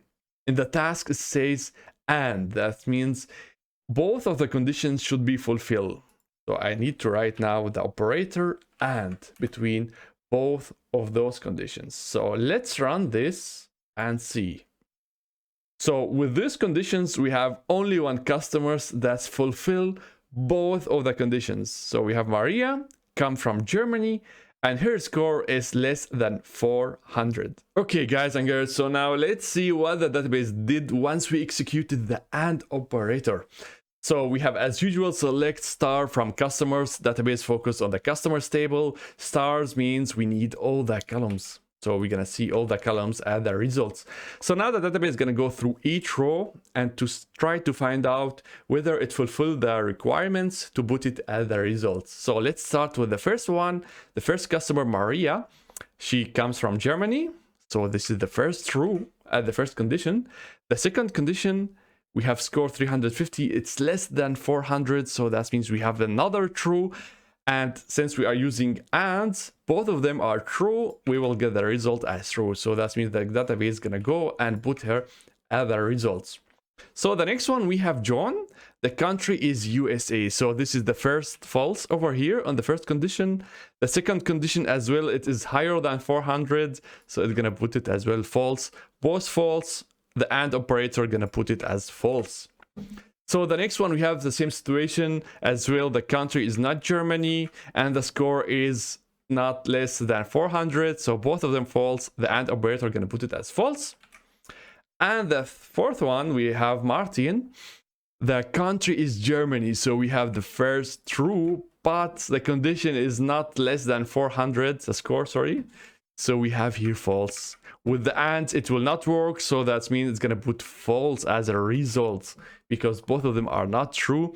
And the last one, both of the conditions are false. The country is not Germany and we don't have a score. So that means we have as well false. So only one customer fulfilled both of the conditions with true. And once you use AND, you will get only one record. Okay, so now let's jump to the next one and we have the OR operator. The task says find all customers that come from Germany or their score is less than 400. So we have almost the same setup, but here we have the logical operator OR. So we have the same conditions, country equals Germany, score less than 400, but now we're gonna connect them with the OR operator. So now let's check the results. I'm gonna execute that.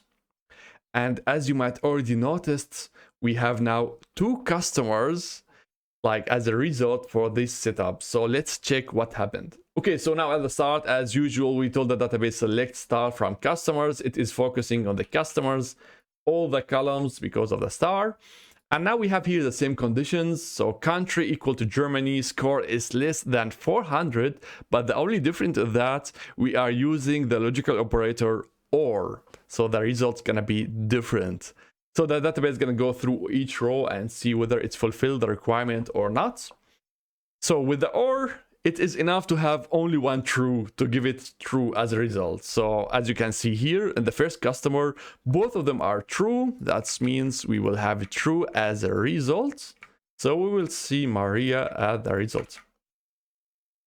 After that, those two customers, they don't have any true in any condition. That means it's gonna be false in the results. But at the customer 4, Martin, he has one true. So that means this is enough. We will get that as a result. So Martin gonna be at the result. And the last customer the same. So he has both false. We don't have any true. That means our operator gonna put false. So that's why we got two customers as a result. All right, so now let's move to the last one. We have the NOT operator and we have the following task. find all customers whose score is not less than 400. So that means we have only one condition and we have the not. So let's try to solve that. So here we have only one condition. It is about the score. So it didn't say anything about the country. I'm gonna remove this part of it. So we have score is less than 400, but it says it should not be less than 400. So all what we can do is just to add the not operator. It's very simple. So let's run this. As you can see over here, that's all customers, they don't have score less than 400. Okay, so now let's see what the database done once we executed the not operator. So as usual, we'll get all the columns because of the star. And then we have the condition score less than 400, but with the operator not. So without the not, we will have only one customer that's fulfilling this requirement. So we have only one true and the rest are false. With the not operator, it's gonna reverse everything. That means if you have true, it's gonna show it as false. And if you have false, it's gonna show it as true. So it's just gonna do the opposite. So here we have true. In the result, it's gonna be false. The next three are all false, so we will get true. But here you need to be careful with something. So here it is null. So the database don't know whether it's less or like greater or something like that. So it will like treat it as unknown. And it will not show it as the results. So because it is empty or null. So that's why we have at the results those truths. That means we will have only those three customers. Alright, so that was it for the three operators and or not. And next we're gonna learn about the logical operator between.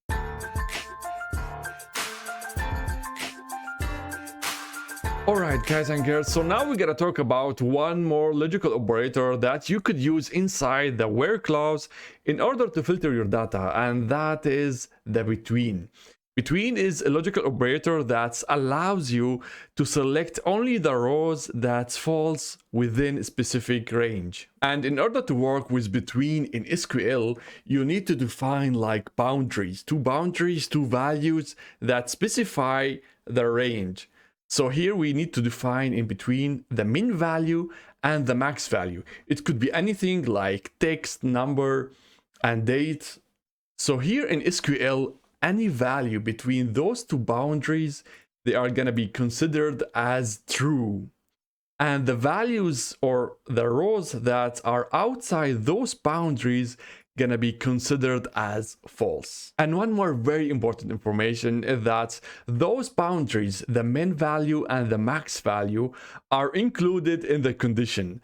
So it's really, I see in the projects a lot of people that forget about it or to like ask again, are those boundaries in the condition or not? So it's really confused a lot. Don't forget, those values are included in the condition. So now in order to understand that, we're gonna have some tasks and we're gonna try to solve it with SQL. All right, so now we have the following tasks. Find all customers whose score falls within the range of 100 and 500. So let's try to solve that with SQL.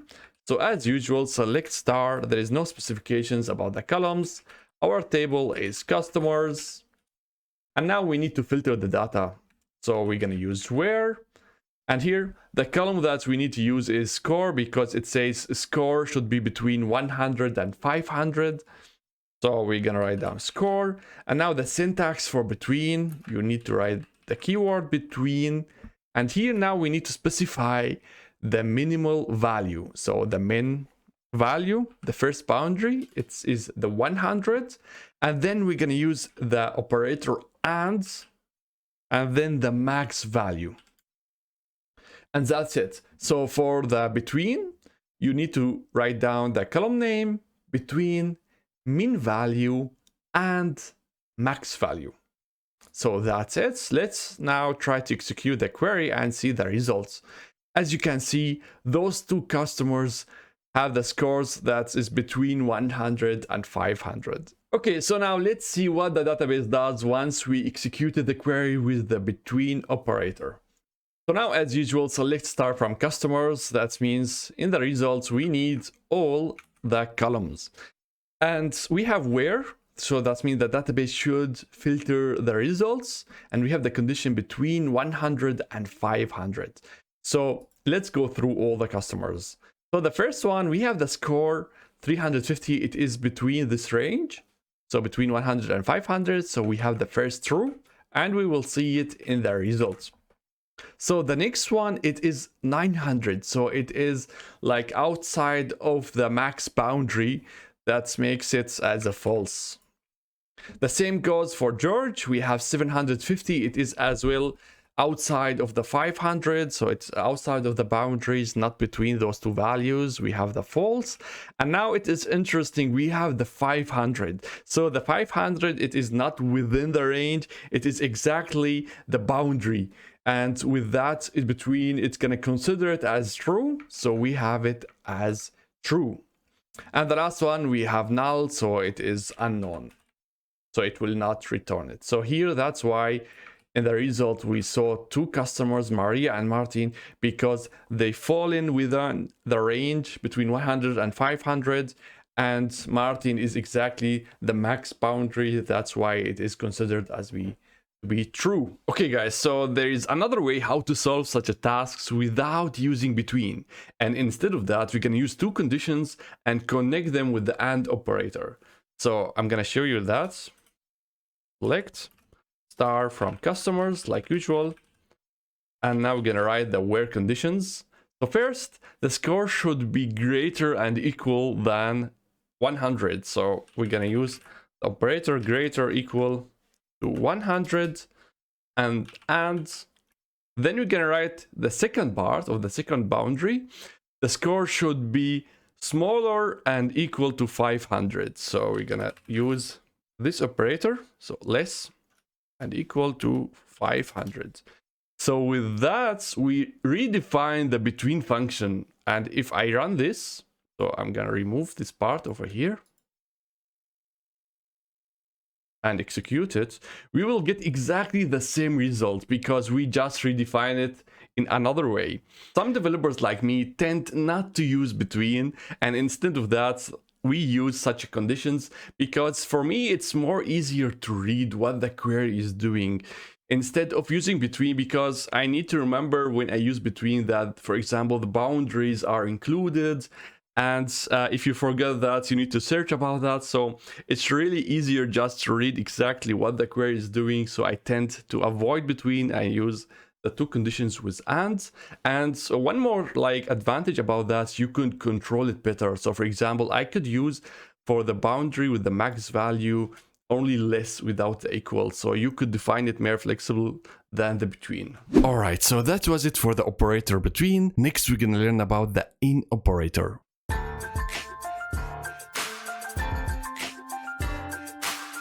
Alright guys and girls, so now we're gonna talk about one more logical operator that you could use inside the where clause in order to filter your data, and that is the in operator. The in operators, it allows you to define a list of values that you would like to see at the result or to be included at the result. So how it's gonna work, as I said, you're gonna define like a checklist, a list of values where you are telling SQL only those values are allowed at the results. So here you can define multiple values. It's not like the between where you define the boundaries. Here is a list of values. So the database can start like asking for each value, is a value inside this list? If the answer is yes, then it's going to be true. If the answer is no, it's going to be simply false. All right, so now as usual, in order to understand that, we're going to have one task and try to solve it at SQL. The task says, find customers whose customer ID equal to one of the values 1, 2, or 5. So let's try to solve that. As usual, there is no specifications about the columns, so we're going to select star from customers, and now we need to filter the data. So we're going to use where clause, and here we start. So it says the customer ID. So that means this is the column that we're going to use in order to filter the data. So customer ID. And now we have a set of values 1, 2, and 5. So in order to use that, we're going to use the in operator. And we start defining now the list, the checklist. So open brackets. The first value is 1, then comma, 2, comma, 5, then close brackets. So we defined the list of values that we want to see at the results. And with that, we're gonna run the query and see what's gonna happen. So as you can see, the query is run and we have the list of customers that exactly match our list. The customer ID 1, 2, and 5. Okay, so now let's see what the database done once we executed the in operator. So as usual, select star from customers means I want to see all the columns at the results, and the database is gonna select that. And since we have where clause, it's gonna start checking the condition. So the condition should say customer ID should be in this list. So the database is gonna check each customer. So here we have customer ID 1 and it is in the list. That's why we're gonna get a true over here for this condition, and we're gonna see it at the results. The next one is 2. So here as well we have true for this one, and we're gonna get it at the result. The third customer ID equal to 3, and it is not in the list. That's why we're gonna get false over here. The same for 4. So 4 is not in the list. It will ignore it. And the last one, customer ID equal to 5, and it is in the list. So we will get a true for that. And this is how the database is gonna process our query. All right, so you might tell me now, wait a minute, Bara. I just learned about the OR operator and how I combine different conditions using the OR. And I could solve this task using that instead of using in and like a checklist. So let's see how we could do that. I agree, it's gonna work as well. So select star from customers where customer ID equal to 1. So the first one. Then we write or customer ID equal to 2 and go on. Customer ID equal to 5. So if I run this query, we will get exactly the same results. But like I agree on that, but as you can see here, it is more compact and much easier to read. Like you make a list and that's it. So here you can define all those values with like multiple conditions and connect them with the OR. So imagine you have 10 values, you will have here 10 rows of codes. So I really like it with the in operator. It is more compact and easier to read. All right, so that's all about the in operator. Next, we're gonna learn a very important operator. It is the like.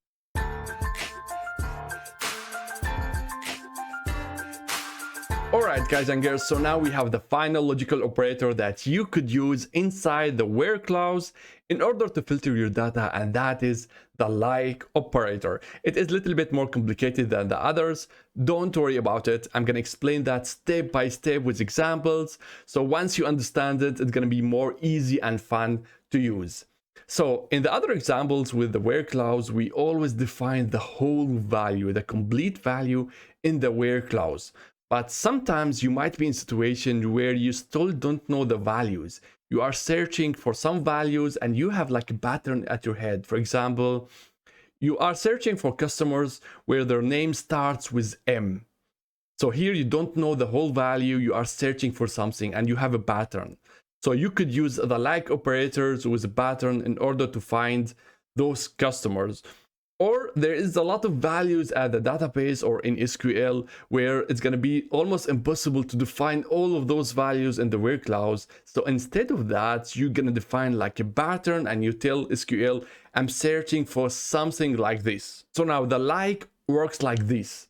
It returns true if a value matches a pattern. Otherwise, it's going to return false. So that means we need to build up like a pattern in SQL. And in SQL, we have two tools in order to do that. So we have the %, where we say it matches anything, or we have the underscore, it matches exactly one character. So now let's have the example in order to understand that. So we have the first example, find names that begins with M. That means you know that the names begins with M and you don't care about the other characters. So now we need to build up such a pattern. We're going to write down the M and the percentage. You are saying here for SQL that they begins with M and the others it doesn't matter. So it could be empty, it could be like characters, multiple characters, doesn't matter. But for you, it's very important that they start with M. Now we have another one. It says find names that ends with N. So that means it could start with anything. So we're gonna start with percentage, and it should end with the N. And here you need to be careful that they are case sensitive over here. So there is difference between small n and big N. So this pattern tells SQL starts with anything, but I need it to be ended with N. Now we have the example where you say, okay, it should not be the first or the last. The name should contain somewhere the R character. So find names containing the R. So you are not defining whether they are at the start or at the end. So with that, you could use the following pattern. It could be started with anything, then R, and end up with anything. So here you don't know where exactly the R. The name should contain somewhere an R character. And now the next one, you could be more specific, where you can say, okay, find me the names that's containing the R, but exactly at the third position. So it's a little bit more complicated. And with that, you're going to use the underscore. So with the underscore, you say, okay, the first position could be anything. The second position could be anything, but the third should be exactly the R. And afterward, it's going to be anything like empty characters and so on. So with that, you are mixing those two tools, the underscore and the percent. So now we're going to go more in details and more with examples in order to understand how Okay, so now we're gonna go and deep dive in each of those examples and explain for you what is going on in the database or in SQL once you define those patterns. So the first example we have find names that begins with M. Our pattern is M and percentage. That means anything after that, we don't care about that. It should start with M. And in our database, we have those 5 values, those 5 names. And let's start one by one. So Maria, it starts with the M, so that means it is matching our pattern. So SQL gonna return for that a true. The next one we have John. So the J over here is not matching our pattern. That means SQL gonna put false on it. Then George, the same thing. It starts with G and not matching our pattern. It should start with M to get like true. So we have false for that. Martin here starts with M. That means it is matching our pattern and we're gonna get for that a true. And the last one, Peter, we have P and it is not matching our pattern and we're gonna get false. So if you define those patterns in the SQL, you will get those true and false from the database. Okay, so in the next example, we have find names ends with N, small n. So our pattern is like anything, the percentage, and then small n. Let's go through the names. So the first one, Maria, the database is gonna check the last one. Okay, the last one is A, not matching our N. It's gonna reject it, it's gonna get false. So we have John. John has as the last character N, and it is matching our pattern. Database is gonna put true on it. So the second one, we have George. George end up with G. It is not matching the pattern, false. Martin, N, we have true here, so the last character matches our pattern. And beta, we have the R over here, it is not matching the pattern. So if you run such a pattern on your database, you will get only John and Martin as a result.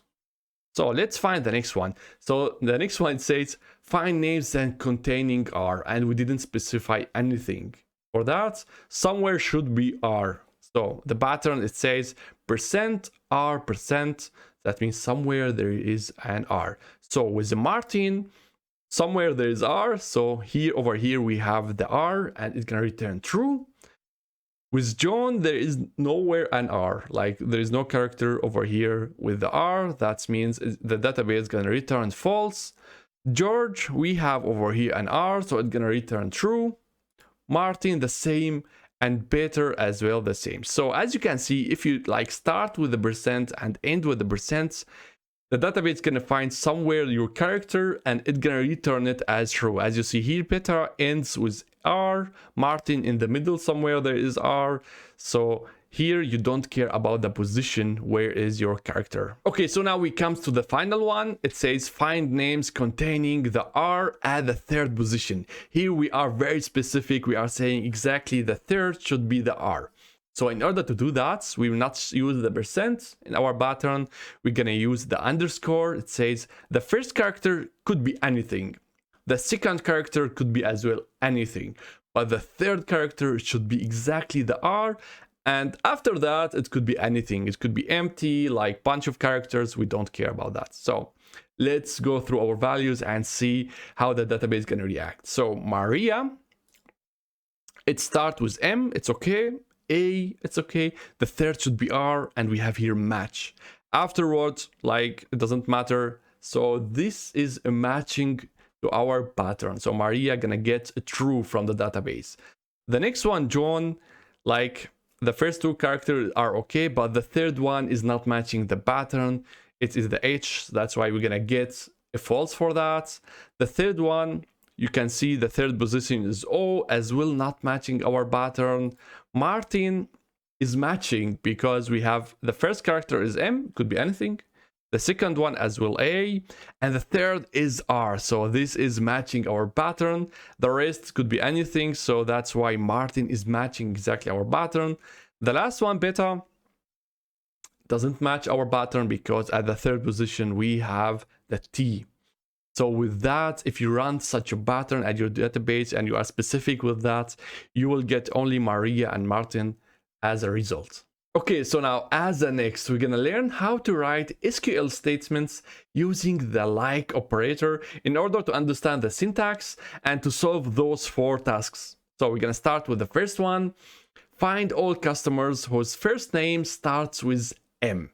So as usual, we're gonna select star, no specifications about the columns. Our table is customers, and now we have to filter the data with our pattern. So where clause, the column that we're going to use in our pattern is the first name. Then we're going to write down the like keyword. After that, we're going to specify now the pattern. So it starts with the high comma, then big M, %, and then close it with the high comma. So with that, we specify the pattern for the like operator, and let's run it.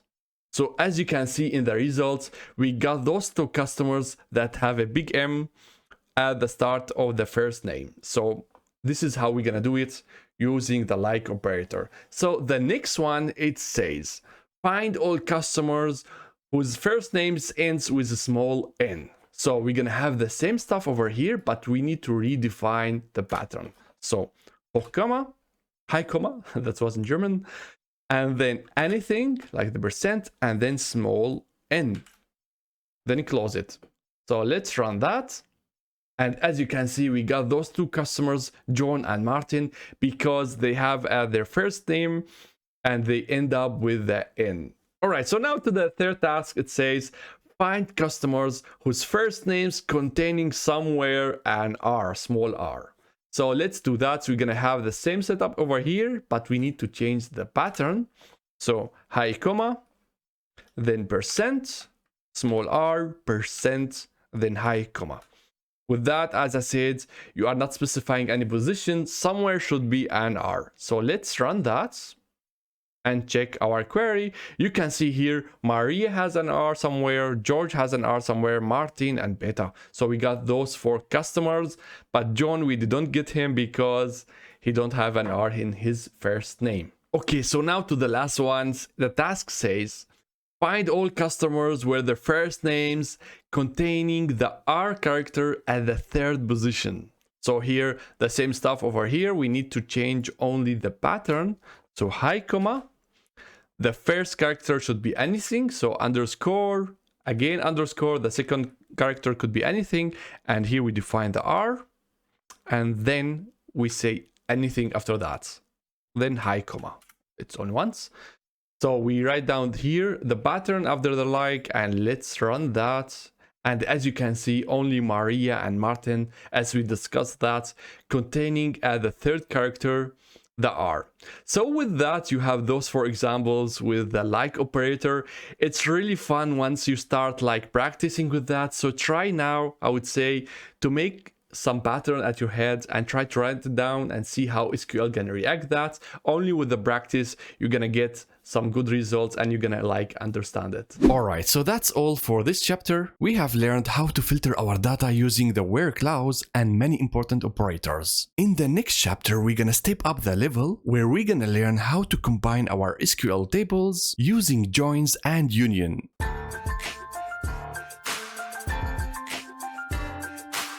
Alright guys and girls, so far we have learned how to query only one table. In all our examples, we focus on the table customers, we done selects, where we filter the data and so on, but that was only one table. In real life scenarios, you will be working with a real database that contains a lot of different tables. And once you start writing SQL statements, you will end up querying not only one table, but maybe multiple tables in order to get something meaningful of the data. So that means you need to start learning how to combine different tables, how to join those tables together in one SQL statement. This is very important in order to learn SQL, because once you master this, you will be good in SQL. Now, in our tutorial database, we will be working now with 2 tables, the customers and the orders. In the orders, you can see which customer did place which order. So now, in order to join those 2 tables, you have to specify 2 things. First, you need to determine what is the join key. So a join key, it is like a column that exists in both of the tables. For example, the customer ID, we can see it here in the customers and as well in the orders. So that means the customer ID is good candidate in order to join those tables, and it's gonna be our join key. The second thing that you need to specify is the type of the join. In SQL, we have 4 different types of joins. We have the inner join, left join, right join, and full join. It might be complicated at the start, but don't worry about it. I'm gonna explain all of those types step by step with examples. I'm gonna show you as well how SQL works with those types. Alright, so now let's start with the first type of joins. We have the inner join. The inner join, it is the most commonly used type of joins between developers. I as well tend to use a lot of inner joins in my SQL statements, so it is widely spread to use inner joins. So in SQL, there is very important aspect that you need to understand once you work with SQL joins, and that is in SQL, there is always a left table and a right table, and that's really depend how you are writing the script. We will see that in the examples. So in the SQL joins, there is the left table, we have the customers, and the right table, it is the orders. In the inner join, it doesn't matter because in the result, once you are using inner join, only the matching rows will be presented at the result. So if you use inner join, you will exclude all those results that are not matching, and you will see at the result only the matching rows between those 2 tables. Okay, now to the second type of joins, we have the left join. As the name says, it is a left join. That means we are depending on the left table more than to the right table. So once you are specifying the left join in your SQL scripts, you are telling the database or SQL that I want everything, all the rows from the left table, and from the right table, only the matching rows. So once you are saying, okay, left join, that means you will find all the records from left and only the matching rows from the right side. So let's go to the next one. We have the right join. It is exactly the opposite. So you are saying here in your SQL script, right join, you are depending completely on the right table. So that means once you write that in your script, the SQL will present all the records from the right table in the results, and from the left table, only the matching records, only the matching rows. So it's really the way opposite as the left join. Then we have the last type of joins, we have the full join. Once you say in your script, I want to have full join, that means you want everything from both of the tables. That means from the left table, it's going to retain all the rows.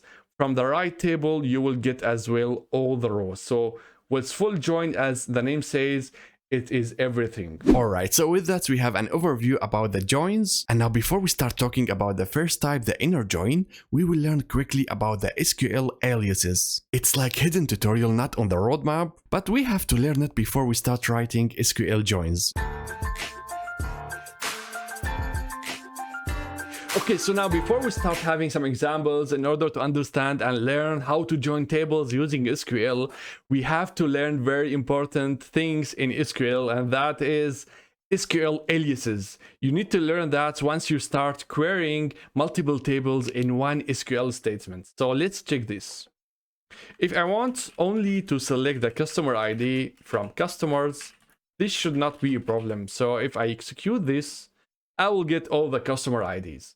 But once I specify multiple tables in one query, you need to tell the database which customer ID in which table, because as you see in our example, we have the customer IDs in two tables, in customers and in orders. And if you leave it like this, you will get an error where the database is going to tell you, I don't really understand which column do you mean. Do you mean the column from customers or from orders? That's why we need to specify one more thing near the column name, and that is the table name. So we write customers dot customer ID, and with that you are telling database, I want the customer ID from the customers. So if I execute this, I will get as well the same result. There is no problem here, but you need to specify that once you are working with multiple tables. But the annoying thing here, if you just always like write the table name over here, it's gonna be really annoying to write. That's why we're gonna work with aliases. So we're gonna give the tables like a nickname, and we call it in SQL aliases. Okay, so now in order to do that in SQL, we're gonna go just beside the table name, and we're gonna write down the keyword as, then give the alias name or the nickname. So I'm gonna use the C instead of customers, and now the database understand, okay, in my script he's using C instead of customers, so I can go everywhere and instead of using the customers I could say C. So if I run the result, I will get exactly the same thing. There is no error. But now, as you can see, it is much easier to handle my script. I'm gonna just write C dot customer ID instead of the customers dot customers ID. So it's really easier way to handle stuff, and I always tend to do that. So I really recommend to use aliases in order to have like smaller scripts. You could do as well the same for the columns. So for example, we have here the customer ID. I could go and rename that. And to do that, it's the same stuff. I go right beside it and write as. So instead of having customer ID, I'm gonna write like CID. So let's run this. And as you see, SQL understood that, and he is printing as the result as well CID. So he understands I'm renaming this column in my result as CID. There is very important aspect here to understand is that it's gonna rename that only in my script and in the results. The database will not go to the tables and gonna rename the tables or gonna rename the columns. There is different query to do that. So this command, the as, it is only temporarily at my script and the results. So nothing is changing in the data model or in the database. It's gonna stay the table's customers, and the column name gonna stay the customer ID. This is only like a tool to help you once you are writing SQL statements, and as well to help you rename stuff very fast to have it as a result. Alright, so now we have everything to start with the first type of joins, the inner join.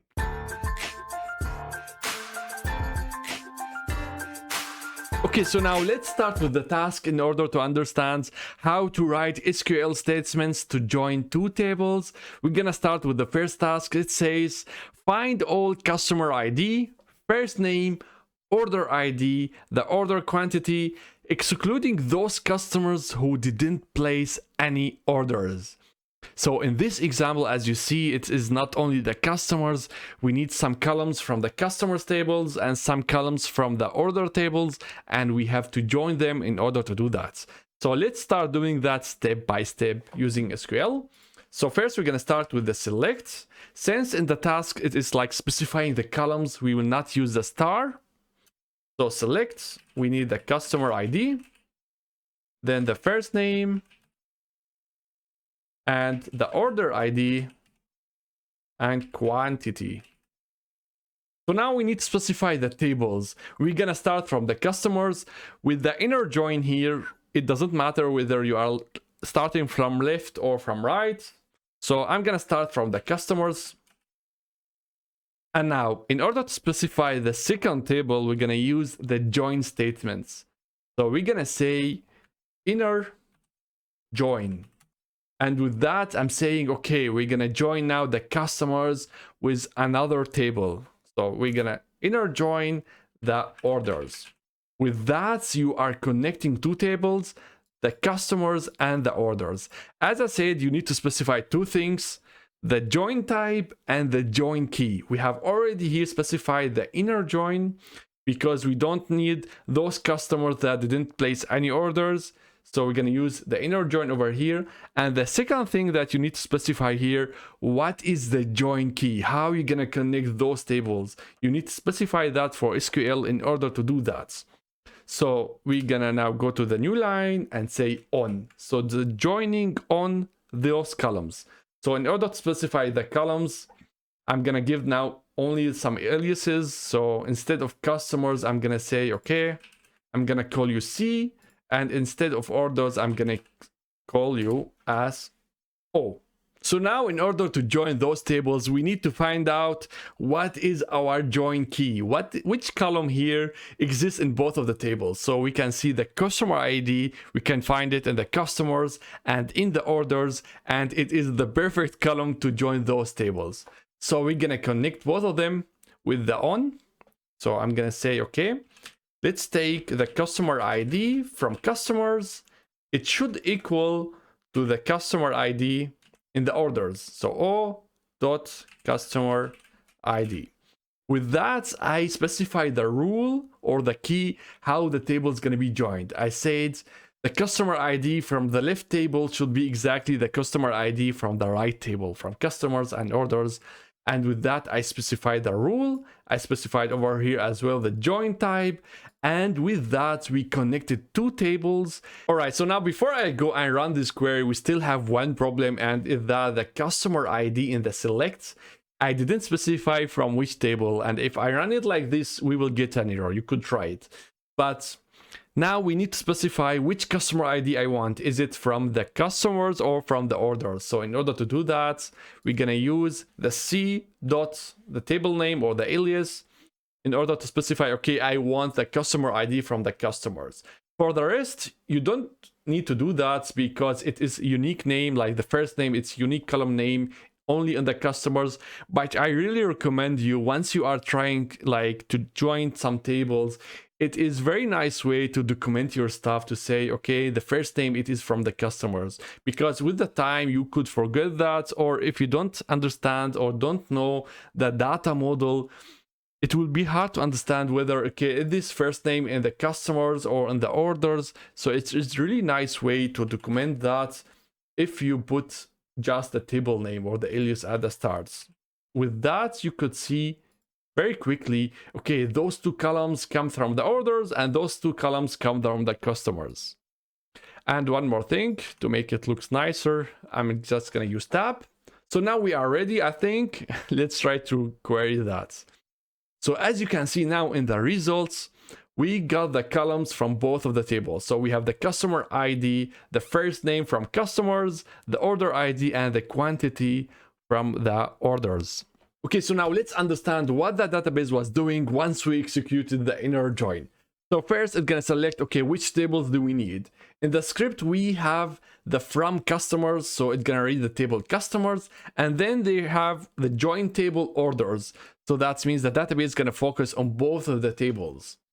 Then it's going to define, okay, which table is left and which table is right. Since we have first the customers in the from, it's going to consider the customer tables as the left table. And then since we have the orders in a join as the next, it's going to consider it as a right table. This is very important to do the joins, but since we are using the inner join, it doesn't really matter for us whether we use first customers or orders, but in the database it's going to follow the script. Okay, so now as the next step, the database is going to check, okay, which column do we need? In our SQL script statement, we said we need only the customer ID first name from customers, and from orders, we need the order ID and quantity. All right, so now as the next step, the database is going to check, okay, which rows should be presented as the results. And here is like the most important thing. We are using now the inner joins. That means the database should present only the record that is matching. So in order to do the match, it needs like the key column for the join. So we specified and said, okay, you need to check the customer ID between those two tables. So let's go through that. The first customer ID 1, we have it as the customers, and as well we have it as a records in the orders. So that means there is a match between those two tables, and this customer will be presented.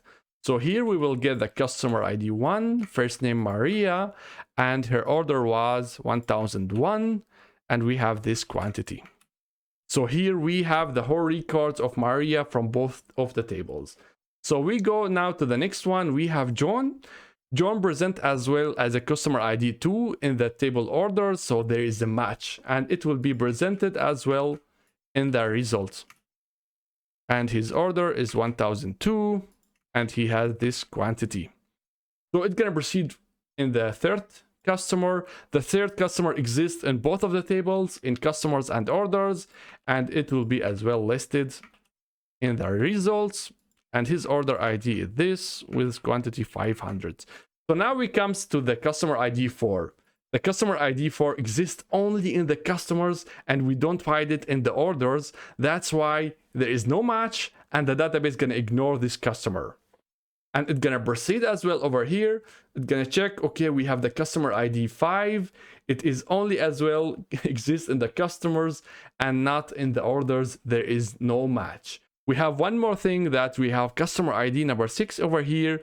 We have it only on the orders, but we don't have it in the customer, so there is no match. So with the inner join, only if the customer or if the key exists in both of the tables, it's gonna be presented as a result. Alright, so that's all for the inner join. Next we're gonna talk about the left join. Okay, so now let's go to the next task, and we have the following. Find all customer ID, first name, order ID, quantity, but include those customers who didn't place any orders. So for us, that means we need to see as the result all the customers, not only those customers that did place an order, but all the customers. In order to do that, we're gonna use the left join. So we're going to have exactly the same query. There's nothing is changed, the same columns, the same tables. But instead of saying inner join, we're going to work with the left join. And saying left join, that means, okay, for the SQL, it's going to list all the customers. So let's see what's going to happen if we do that. Let me make it bigger a little bit. So as you can see here, as I said left join, we have all the informations from the customers and only the matching ones from the orders. All right, guys, again, let's understand what the database was doing once we executed the left join. So the database is going to focus on the customers and the orders. The database understands, okay, customers is the left table because it comes as first with the from. And the orders is the right table because it comes in the left join in the query as a second. So after that, it's going to specify, okay, the columns. Again, we have the customer ID, first name, order ID, and quantity. And so now it's going to start doing the matching and going to check, okay, which join type do we have? We have the left. So since we said, okay, it is a left join, the database is going to say, okay, I need everything from the left table without doing any matches. So we need everything. So it's going to list all the IDs and as well all the names without checking anything. But from the right side, we need only the matching record. So it's going to really check each one of them. So here, customer ID, it exists in the customers. So it's going to take it and put it as a result. So now for customer ID 2, we have as well one. It's going to put it as a result. The customer ID 3, there is matching. But now for Martin, he don't have any orders, so the database is gonna show nulls. Instead of that, null, it means like an empty, there is no value found or unknown. And for better as well, there is no customer ID with the number 5. That means there is nothing at the right side. We will have as well an empty. So this is how it looks. Once you execute the left join, you will get everything from the left and only the matching from the right. If there is anything missing, it's gonna put nulls. Alright, so that's all for the left join. Next, we're gonna start talking about the right join. It is very similar to the left join. Okay, so now let's jump to the next one. We're gonna talk about the right join. We have the following task. It's almost the same. Find all customer ID, first name, order ID, quantity, but this time include all orders, regardless of whether there is a matching customers. That means for us, okay, we need all the orders from the right table, from the orders. And in order to do that, we have the same setup over here in SQL. We just need to change the type of join. So we're gonna write here, right. Once you do that, you are controlling, okay, how the database is gonna match and gonna present the results. We will have the same setup over here, will not change anything, and let's run this.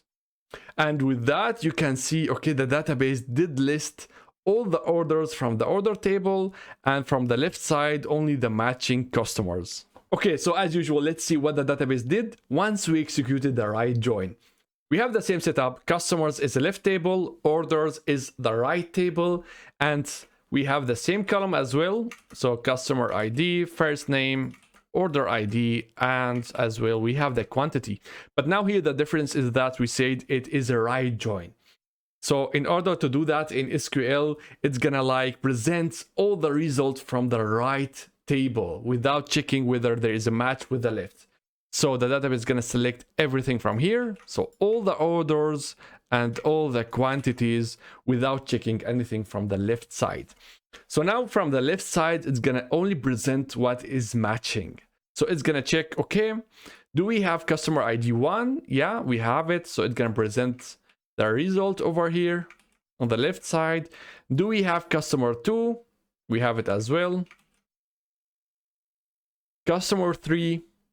We have George over here, but now we don't have a customer number 6. That means it's gonna be null again. So it's gonna be empty. We don't have a customer with the ID 6 in the customer tables. So with that, we presented everything, all the orders from the right sides, and only the matching informations from the customers. All right, everyone. So that's all for the right join. Next, we're gonna start talking about the last type of joins, the full outer join. All right, let's move to the last one. We have the full join, and we have the following task. List customer ID, first name, order ID, quantity, but this time include everything, all orders and all customers. Okay, with the full join, I have two things to say. First is that the full join is only supported in some databases, like Microsoft SQL. So with MySQL or Oracle, you could not use the full join, but instead of that, I'm going to show you some workaround how to do full join with MySQL, so don't worry about it, but we need to twist some stuff in order to create the full join. If you are using Microsoft SQL, you can just go and say full join. The second thing is that full join has sometimes bad performance if you have big tables. So try really to avoid using the full join. In my projects, I always tend to use like inner join, left join, right join, or full outer joins. I really try to avoid using that. Full join has really bad performance. So if you have small tables, it should not be a problem. But once the table gets like big, the full join is gonna be really slow because you are saying, okay, give me everything from left, give everything from right, and that has sometimes bad performance. So try to avoid that. So now the question, how are we gonna do full join if we don't have in MySQL a full keyword? In order to do that, as I said, we're gonna use some workaround. So follow me in this. So a full join is actually a combination between a left and right. So left join plus right join. So what I'm gonna do, I'm just gonna go and duplicate this script. So we have twice the same query, but one we say left join, and in the other we say right join. As the next tutorial, we're gonna talk about how to combine two statements in one. So in order to do that, we will use the keyword union. So once I put union, I'm just like adding two statements in one. So here I'm saying, okay, give me all the results from the left and combine it with the result from right. And if you execute it, you will get exactly the same result as the full join. So with that, you could see, okay, here I have all the customers, and here as well I have all the orders. So we have here a full join. All right, guys, so now let's see what the database done once we executed the full join or the scripts that I showed you with left, union, right. So we have the same setup, customers, orders, and we have those 4 columns. So since it's full join, that means all the records from left and all the records from right. So it's gonna start from the left. We will have all the customers and all the first names. And then it's gonna start matching on the right side. So Maria, it has this order and this quantity. Customer ID has this order and this quantity. The 3, we have this ID and this quantity. But for Martin and Peter, we don't have any orders from them. So we're gonna see nulls over here and null over here. But there is still something missing, that we don't have all the orders over here. That's why the database is gonna go and present this order ID and this quantity. And with that, it's gonna match on the left side. It says, okay, there is no customers on the left side. And it's gonna put over here some nulls. So with that, you got all the customers and you have all the orders that is matching for them and the way around. With that, you have all orders and all customers using the full join. All right, guys. So with that, we have learned all different types of joins. Next, we're going to talk about a similar concept. It is the union and union all.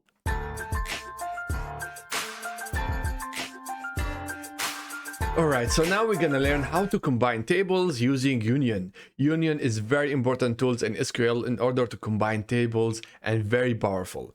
So previously we have learned how to combine tables using the join methods. So what we are doing in joins, we have 2 tables, customers and orders, and we are joining the columns together.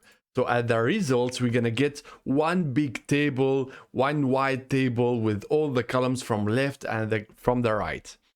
But with union, we are as well like combining 2 tables, but instead of combining the columns, here we're gonna combine the rows together. So here we're gonna get very long table, including all the rows from the left and from the right, but having the same columns. So we will not get all columns from left and right. Instead of that, we will get all the rows from left and all the rows from right. Okay, so now in order to understand the union, we're gonna have the following example. So in our tutorial database, we have 2 tables. We have the table customers and we have the table employees. So now we have the following tasks. Make a list of all persons from customers and from employees, where we have the first name, last name, and the country. So that means doesn't matter whether the person is a customer or employee, we're gonna make a list with everything. So in order to solve these tasks, we're gonna use the union operator between 2 tables, customers and employees. So if we check this closely, you will find those 3 informations in both of the tables. So we have first name in customers, we have as well the same in employees, last name in customers, last name in employees, and we have the country in employees and the same as customers. This is very important that we have the matching columns from both of them. So the database, if we start the union between both of them, the database is going to select the columns only from the left table. So we will have first name, last name, and country, and we will not have here again the same columns from the right one. It's not join, it is a union. So the left one gonna decide what are the column names. So this is as well very important. So the database is gonna go and select everything from the left table and put it as the result. And it's gonna do the same for the right one. So that for the employees, Gonna select all the records and put it over here. And with that, we have a full list of all persons from customers and as well from employees in one results. This is very important that both of the tables and the SQL query should have exactly the same number of columns and as well the same order. So if we are doing like in the employees first, the last name, then the first name, in the results we will get that switch as well. So be careful with the order of columns, and the number of columns should be matching between left and right. One more thing is very important is that there is two types of union. Type number one, that is the union all, where we're gonna get the result exactly like this. So that means if there is any duplicates between the table 1 and the table 2, those duplicates gonna stay at the result. So there is no check the uniqueness of the results. If there is any like person on the left and the same person at the right, nothing gonna happen. We will get the whole results. But if you wish to remove those duplicates, so if you check the results over here, you can see John, he is customer, and at the same time he is as well employee. So this could happen, yeah. So in order to remove such a like duplicates, we could use the other type of union, and that is only the union without union all. So I'm going to show you that once we are writing the SQL statements. So this is as well very important to understand in the union. If you want to have the duplicates like exactly like the data inside the tables, then you should use union all. If you want to remove the duplicates, then use union.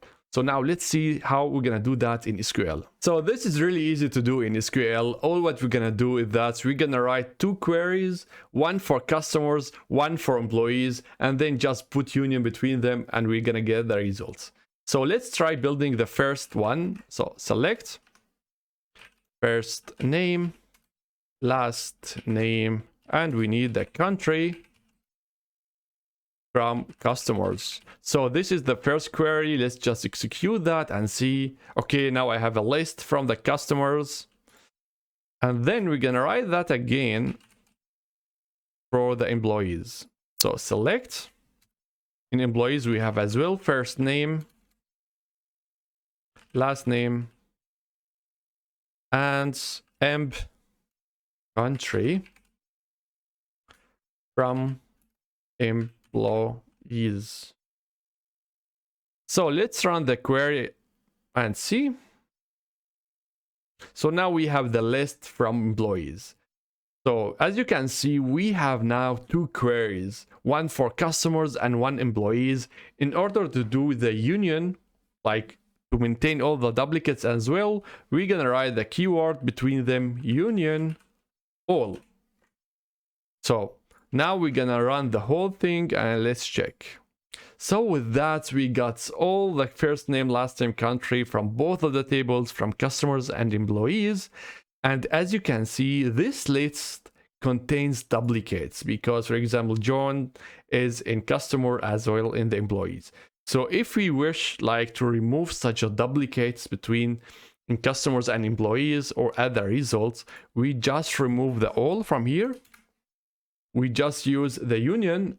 So let's run that again. So now we're gonna get a unique list of information. So John can only happen once over here. So this is how we're gonna do it in union. One more thing is about how to control the column names. So as you can see, the first name, last name, country, this comes from the query above. So this query over here is gonna control the naming of our table. So if you wish to have like different column name, so don't change it over here because nothing gonna happen. Database is gonna just ignore it. So here we're gonna control the names. So if I wish to add, for example, let's say person first name, and here person last name, and here person country, and we rerun the query. As you can see, we have the names over here. And if you change anything over here in the query below, nothing gonna happen. So let's have first name. So let's run the query You see, nothing gonna happen. So now let's test a few things over here. So if I just make a problem where I'm gonna have first, we have the last name and then comes the first name. So it is the opposite as the first query. So let's run this. As you can see, the database will not notice that we have here mistake or we have problem where we have above the first name, last name, and then here we have last name, then first name, because the database doesn't care about that. It only cares that both have the same data type. Like since we have here var character and here we have var character, it could present the results. So for the database, it doesn't care about like whether you are doing it rightly or not. The column name, they don't say anything for it. So that's why be careful about the order of the columns when you are doing the union between two tables. So now if we go and try another data type, for example, customer ID. So customer ID is integer and the first name over here is var character. So if I run the query, we will get an error because I think it's hidden over here, because there is mismatching between the data type. The database cannot like combine strings and then after that we're gonna have integer. That's why the data type is very important for SQL. So let me just repair everything and run. So now it works because the data type is same. So let's try some other errors. I'm just making things broken.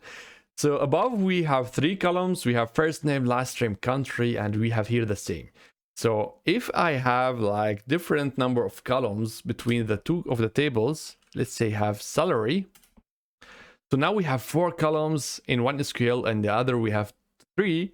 If I run this query, we will get as again an error because it's gonna say you have different number of columns between those queries and we cannot do the union.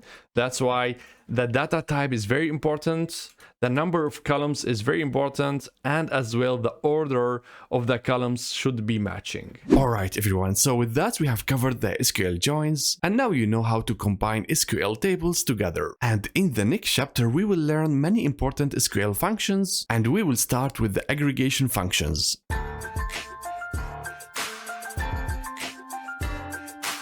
Alright, so far we have learned how to retrieve our data out of our database and tables. But in real life scenarios, we will be doing a lot of calculations, aggregations on top of the data in order to get something meaningful of it, in order to get some useful informations of the data. So in SQL projects, we tend to use a lot of aggregations in order to understand the data, because we have in the data model sometimes like big tables, and just reading the raw data, we will not get any useful information of it. So we have to do some aggregations on top of it in order to understand the data. So that means understanding the SQL aggregate functions are very important and very essential in learning SQL in order to get some informations out of the data. In SQL, we have the following aggregate functions. They are really easy. So if you just read the function name, you will understand what SQL gonna do once you execute those functions. So the count, it's gonna return the number of rows in a table. Sum, it's gonna summarize the values. We have the average, then we have maxmin to return the maximum value and the minimum value.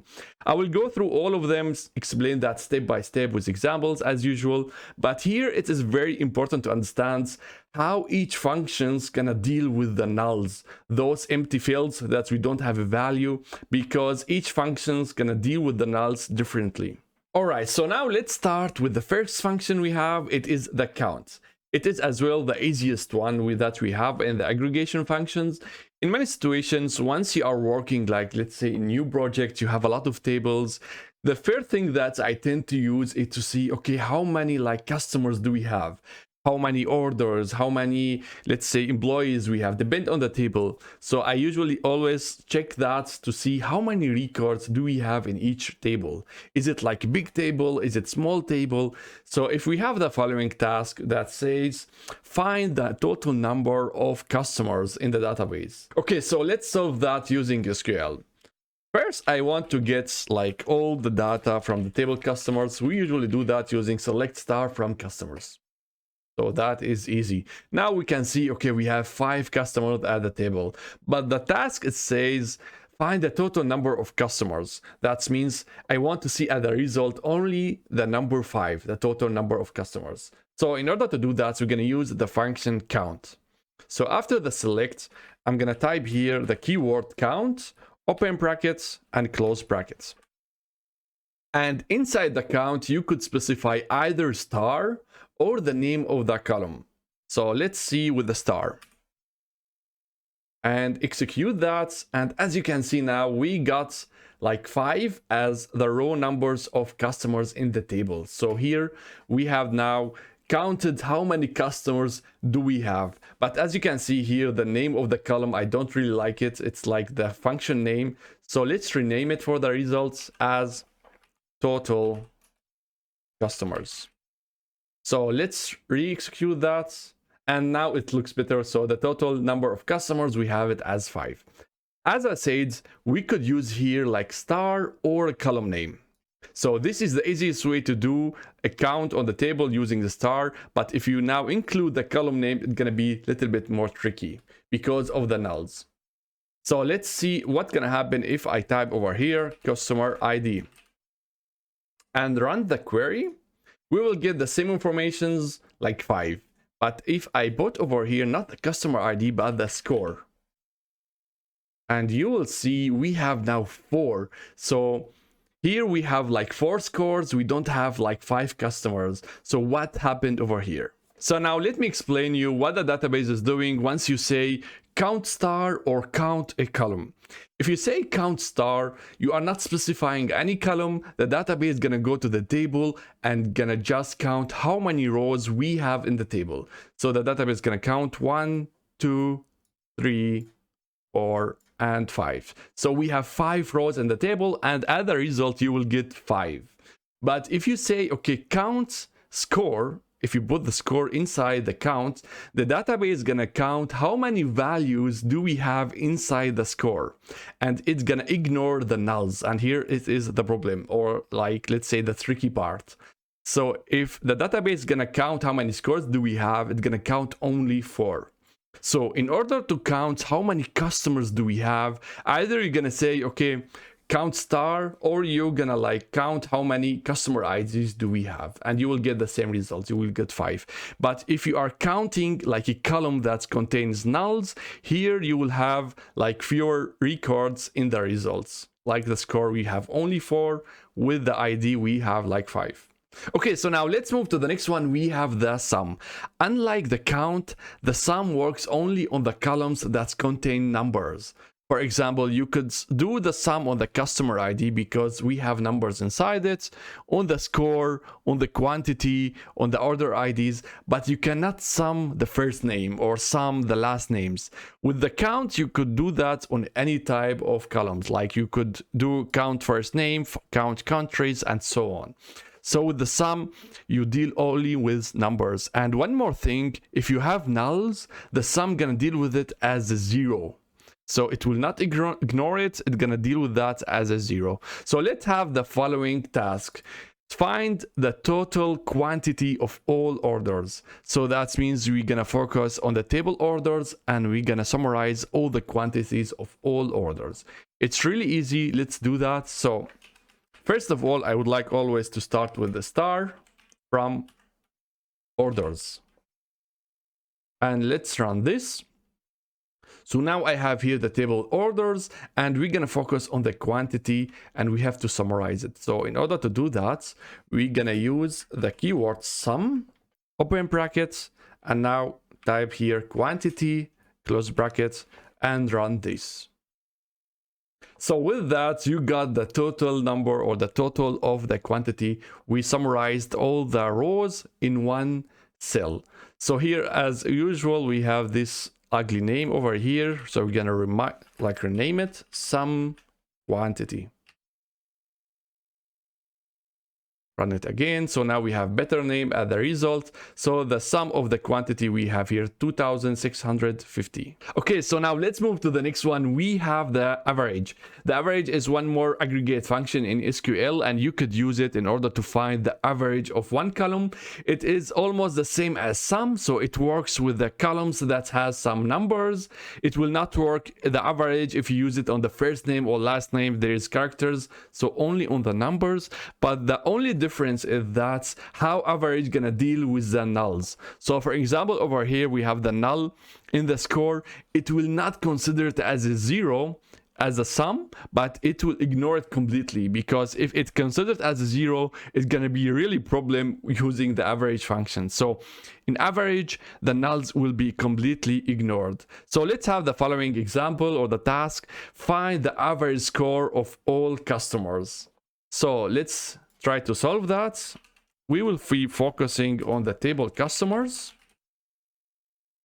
As usual, I'm just gonna select everything to check the result over here. So we need the column score and we need the average of those values. So in order to do that, we're gonna write the keyword average, open brackets, and then the column name and close brackets. So let's run this. So with that, you got the average score of all customers. The nulls are ignored, and I like to rename it. So as average score, run it again.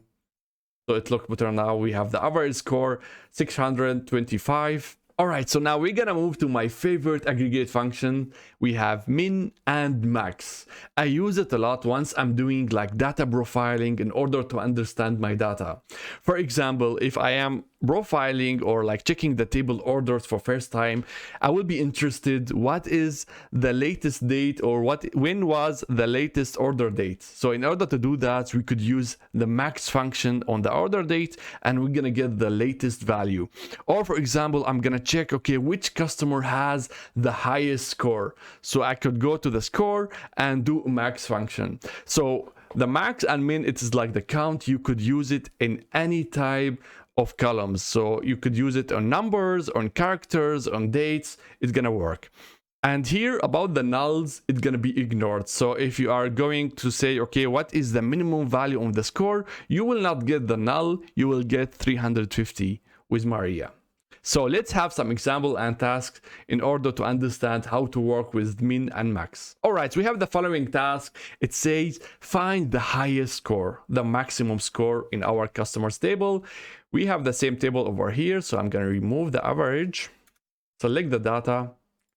So I want to get the highest score, so this should be John. In order to do that, we're going to use the function max, open bracket, score, close brackets, and run this. If we do that, we're gonna get the 900, and that is true. Just gonna rename the column. So let's run that again. We have the max score as 900. So let's now find the lowest score. So the lowest score over here should be with Maria, 350. In order to do that, we're gonna use the function min on the score as well. We change the name just to look better, and run that again. So with the min score, we're gonna get the 350 and not the null. So this is very important. All right, so now let's keep playing with the data. Let's check the orders. So I'm gonna get the earliest date on the order date and the latest. So let's try to do that. I'm just gonna remove that and select the table orders. So now we want to get the earliest dates and the maximum date, or the latest date, from the column order date. In order to do that, we're going to use the function min, open brackets, order date, and then close it, and just rename it for the result, min order date. So let's run this. And with that, we got the minimum date in the order date. So this was the first order date in the table, and let's get now the latest one. So in order to do that, I'm just going to change the function max and just change the name of it for the result and see. So this date is the latest dates that we have as an order. Alright guys, so with that we have learned all the aggregate functions in SQL. They are really important for data analytics and data science. Next we're gonna cover the string functions, where we're gonna learn how to manipulate the text data.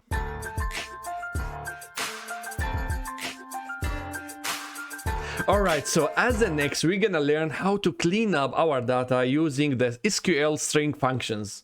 In many cases, if you are working with a big database, you will have a lot of columns that includes values like text or characters. We call it string, and the data quality inside such a columns might be sometimes bad. So you will end up needing some functions in order to manipulate the structures of those values. So in SQL, we have the following SQL string functions. We have the concate in order to connect two strings in one value, the lower and upper in order to transfer the data to a lowercase or to uppercase, trim, if you have some white spaces at the start or the ends of the value, you could remove them, the links in order to calculate the links of the character or of the value. Then we have the substring in order to return a subpart of the string. All right, so now we're gonna have some tasks in order to understand how to work with those string functions. The first one, it says list all customers' name, where the customer name is a combination between first name and last name in one column. So let's try to do that. So we need the list of all customers' names. We have here first name, and we have as well the last name from customers. So if I execute this query, I will get the following. So we have now a list of all customers' names, but now we didn't solve really the tasks, because the task says we want to have customer name where the first name and the last name in one column. And as you can see here, we have it separated in the database. So in order now to connect those two strings in one, we're gonna use the function concat. So let's see how we're gonna do that. So we need the keyword concat, open brackets, and here we're gonna list the first column, first name, comma, last name. So I'm gonna remove those here, and let's see the result. So as you can see, okay, now we have the first name and the last name together in one column. So if we want to separate them as well from each other, we could use one more string. I'm gonna put the minus between them. So I'm now connecting three strings. The first name, minus, this is from me, and then the last name. So let's check how it's gonna look like. So as you can see, Maria minus Kramer. So with that, we have like a list of all customers' names with the first name and the last name on it, but I just want to rename it as well to the customer name. We make it smaller. All right, so let's query that. As you can see, now we have a column called customer names, and we have exactly the information that we need. So if you want to connect like two strings or more strings, you could use the functions concate. So another task that might be, okay, I want all the first names to be in uppercase or in lowercase. So let's see how we can do that. So now we're gonna remove this, and we're gonna now transfer the first name to uppercase. So if I just query now the first name, you can see it is not uppercase, it starts with big M, then the rest are small. So in order to convert everything to uppercase, we're gonna use the keyword or the function upper brackets, close it, and I'm gonna rename it to upper first name. Let's run this. And as you can see now, all the names now with the uppercase. You could do as well the same with the lowercase. So I'm gonna use now the functions lower first name as lower first name. So let's run this. And as you can see now, I transfer the string from like the uppercase to the lowercase. One more thing to notice here, so any changes that now I'm doing in the query, it will not update the content of the table. That means the first name gonna stay like before, that's Maria with the first character M and the rest small. So now we are just changing or transforming the data at the result set that I'm getting as output. So nothing gonna change on the table unless we do some updates. We're gonna learn that later. So now we are just transforming the data for our results. Okay, so now let's talk about the trim. This is interesting. Sometimes in the database, you might find something like this, like the name Maria, and before that we have an empty space. So someone before like entering the name Maria, they entered white space before that, it happens, or at the end someone enters white space. Usually this is like bad data and we have to remove it. So in order now to work with that in our query, we could use the function trim. So for the left one, we call it the left space. For the right one, we call it the right space. So in order to remove the left spaces from the name, we could use the function ltrim. That means left trim. And if you execute that, this white space will be removed from the query, from the results. And if you have on the right side, you have as well white space, you could use another function that is called rtrim. That means right trim. And if you execute that, it's going to remove any white spaces at the end of the string. And if you have the situation where you have both, so either you're going to apply left trim and right trim, or you can use the function trim. Trim, it's going to remove both of the sides, the left trim and the right trim, and you will not have at the result any white spaces at the string. Okay, so now let's have some examples to learn about the trim. So if you check our tutorial database, you might already find out there is some white spaces around. So if you check the table customers, exactly in the last name, you will find here some leading or some left white spaces. So let's query that and check that. Select last name from customers. So now if you check the results, you might find, okay, there is here a left white space, but I have here for you a tip in order to find all those white spaces that are hidden. So for example, we have as well at Kramer as well white space, but you cannot see it if you check the results. So I would say just copy the value and put it at the editor. So if I put it at the editor, you could see there is like a right white space. And let's check all the values. Let's see, steel is clean, so there is no white spaces around, and pips, I'm gonna remove those. So pips has like a left white space and a right white space. So we have to repair that.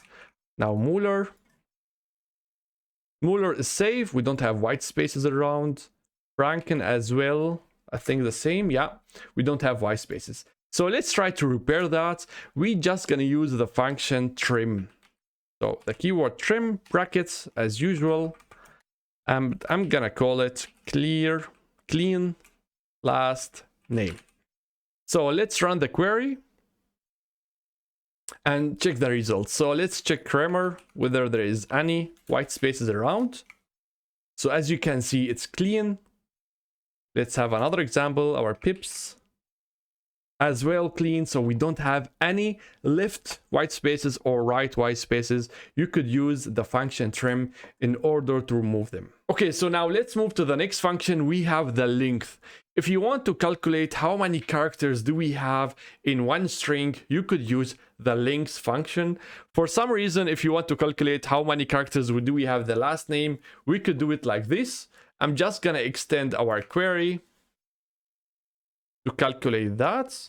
So in order to do that, we're going to use the keyword length, and inside it we're going to put the last name to calculate how many characters do we have there. I'm just going to rename it to Lin last name. So let's run the query, and you can see the database already calculated how many characters do we have in the last names. So you might already noticed it is not really true, because we have here Kramer, it's only 6 characters, but the database is showing 7. And that's because we have white spaces. So this is really nice way in order to find out whether there is white spaces or not. So in order now to clean that, you could like merge those two functions in one. So I can put first the trim inside the length. So first I'm cleaning the data, and after that I want to calculate the length. So in order to do that, I'm gonna make a new column. So first I'm gonna trim the last name, and after that I'm gonna apply again another function, length. So I embedded two functions in one as, let's call it clean, it's getting long, name. But anyway, let's see the results. And as you can see now, we have the clean length of the last name. So we have exactly here 6, 5. And as you can see here, there is like 2 white spaces. And those names don't have any white spaces because we have exactly the same number of characters. Okay, so now let's move to the last string function that we have. It is the fun one, substring. So let's say we have in the database the following name. We have Maria. Each character in the database has a position. For example, M is 1, A is 2, R is 3, and so on. And if I want in the query to subtract this name and I just want a part of it, I could use the function substring. So the substring has the following syntax. I need to define inside it the column name or the string, then the start position, and the length. So let's have the following example. If I say I want to substring Maria, start string from 2, and the length is 3. So we have here 2 pointers. The first pointer is where to start. So we're gonna start with the position 2. So it's gonna calculate 1, 2, and this is our starting position. And from this point, we're gonna like calculate 3 steps. So here we said 3 as a links or steps. So 1, 2, 3. With that, we have like starting point and ending point for the substring. So if you execute this query over here, you will get as a result array. Okay, so now let's have some live example. We're gonna like apply the same rule on the last name. So I'm gonna remove the old part over here. So I'm gonna write the same function. So substring, and we need to define now the column name is the last name. The starting position is 2. The links or how many steps is 3. So let's call it sub last name. And let's run this and see the results. So if we check the result now, we can see that we don't have the whole last name, but only a part of it because we defined the substring on it. So instead of Kramer, we have only Ram. So it started with the position 2 and we cut 3 characters. So RAM. From Steel, we started with T and we have EE. Alright everyone, so that's all for this chapter. We have learned many important SQL functions. And now in the next chapter, we will raise the level again by learning advanced topics in SQL. And we will start with the group by clause.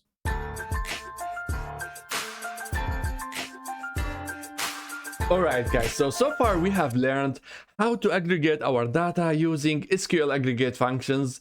For example, if you want to get the total number of customers, you're gonna go and use the count star on the table customers and you're gonna get 5. So sometimes this is not enough. Sometimes you need to group up the rows by a column value. For example, we don't want to get the total number of customers of the whole table. And instead of that, we want to get the total number of customers by the country values. For example, I want to see how many customers we have from Germany, how many customers we have from UK, USA, and so on. So here we are grouping up those customers by the country values. And in SQL, in order to do that, we're gonna use the clause group by. Alright, so now we have new clause in our query, and as you know, SQL is very sensitive about the order of those clauses. So we have to follow the rules here. We could not go and say, okay, let's start with where, then select from. No, we have to follow the rules. So we start with select, from, joins, where. And the group by, it comes always after the where. So we cannot place it before the where. So if you have any filter, you should do the filters on the tables and then comes the group by. As well, group by, it is an optional. It is not a must clause. It's not like select from. So if you need group by, you're gonna include it, but after the where. This is very important. Okay, so now in order to understand the group by, we're gonna have one task and try to solve it using SQL. Let's go. So the task says, find the total number of customers for each country. So that means we need to group up the customers by the column country. So we're gonna build this step by step. So we're gonna start with the select star from customers just to check what we have in the customers as usual. So now we need to count how many customers do we have, and with that we learned we're gonna use the function count, and we're gonna close it like this. I'm just gonna rename it as a total customers. So let's run this. So now we have the total number of customers by 5, but now we want it to be divided on the countries, to group up by the country. In order to do that, we're gonna use the clause now, group by, so group by keywords, and after that, we're gonna name the column that we want to group by. So in our example, it is the column country. But this is not enough. We want to include it as well as the select statement. So in order to do that, let me just select as well the country. So with that, we say it's okay. I want to count the total number of customers together with the country and then group it by the country. So let's run this. And as you can see now, we have not only the total number of customers, we have as well the country, and the customers are grouped up by the values of the country. So in Germany, we have 2 customers. In USA, we have as well 2 customers. And in UK, we have 1 customer. So with that, we did the total number of customers by specific column. All right, guys, so now let's check step by step what the database done once we executed the group by. So first, it's gonna ask, okay, which table do we need? We have the table from customers, so it's gonna focus on the table customers, and then it says, okay, which columns do we need? We need the column count, and then as well the new column total customers. All right, so now after that, it's gonna check, okay, there is group by and count. So with the group by, what SQL gonna do? It's gonna go to the column values in the country and only list the unique value, the distinct values that it finds inside the country. So it's gonna go one by one. Okay, Germany, it's gonna be listed over here, USA, UK, but it will not list again Germany because we have it already in the list, and USA, we have it as well already in the list. So it's gonna go and aggregate all the rows for the column Germany. So it's gonna see, okay, for the column Germany, we have it twice. So it's gonna type over here, let me just do it like this, 2. Then it's gonna go to the next column, okay, how many USA customers do we have? It's gonna count 1 and 2, and it's gonna put as well over here 2. And then for the last value, it's gonna group up or count how many customers we have for UK, and we have exactly only 1. So that's how the SQL works and why we get these results. Okay, so now we could extend our task and we say, I want the same results, but the total number of customers should be sorted with the lowest first, then the highest. So in order to do that, we're going to use the order by, and here it's very important that the order by comes after the group by. So order by, we are ordering by the count star, so the total number of customers. And here you could use the ask or without it because it is the default. So let's execute this and you can see, okay, the result is sorted now by the total customers, where the lowest first and then the highest. Okay, so now let's have another example for the group by, and the task says find the highest score for each country. So this time we don't need the count function, we need the max function. As you notice already with the group by, we need always those aggregate functions, but it is not a must. So let's try that in the scratch. So select star from, oh, let's make it big, customers. And we want now the highest score. So we're gonna use the function max, open bracket. Our column is score, and we're gonna rename it max score. So this is not enough because if I execute this query, I'm gonna get the highest score of all countries. but this time we need to like group it by the country. So in order to do that, I'm gonna list in the select the country, and let's make it more beautiful, and then use the clause group by country. So with that, I'm finding now the highest score for each country. So let's run this. And with that, you can see, okay, the highest score in Germany is 500, the highest score in USA is 900, and for UK is 750. Okay, so let's check what the database done. We selected the table customers. We said we need the column country and a new column called max score. And in the SQL, we have the group by of countries. So that means the database is gonna go and select all those values and put only the unique values. So that means Germany, USA, and the UK. Then it's gonna start like finding the max of each those countries. So it's gonna select first for the Germany, we have 2 rows, customer 4 and 1, and it's gonna find the maximum value of those 2 values. So 350 and 500, it's gonna select this value in the result because it is the highest. Then it's gonna select for the USA, the 2 records over here. So we have USA over here and 1 here.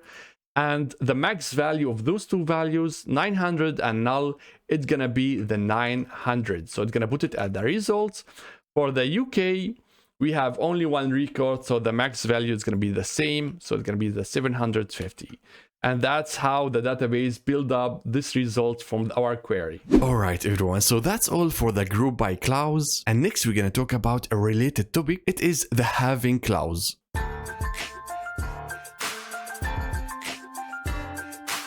Alright, so far we have learned how to group up our data using the group by SQL clause. But sometimes you might be in a situation where you are working with really big table, where you have in one column many different values. In our example, we have only 3 values. It's just to make it simple. But in real world scenarios, you will have really a lot of values in one column, and you will be forced to use some like filters on the results. So in order now to filter the results that we have from the group by, in SQL, we have one more new clause, and that's called having.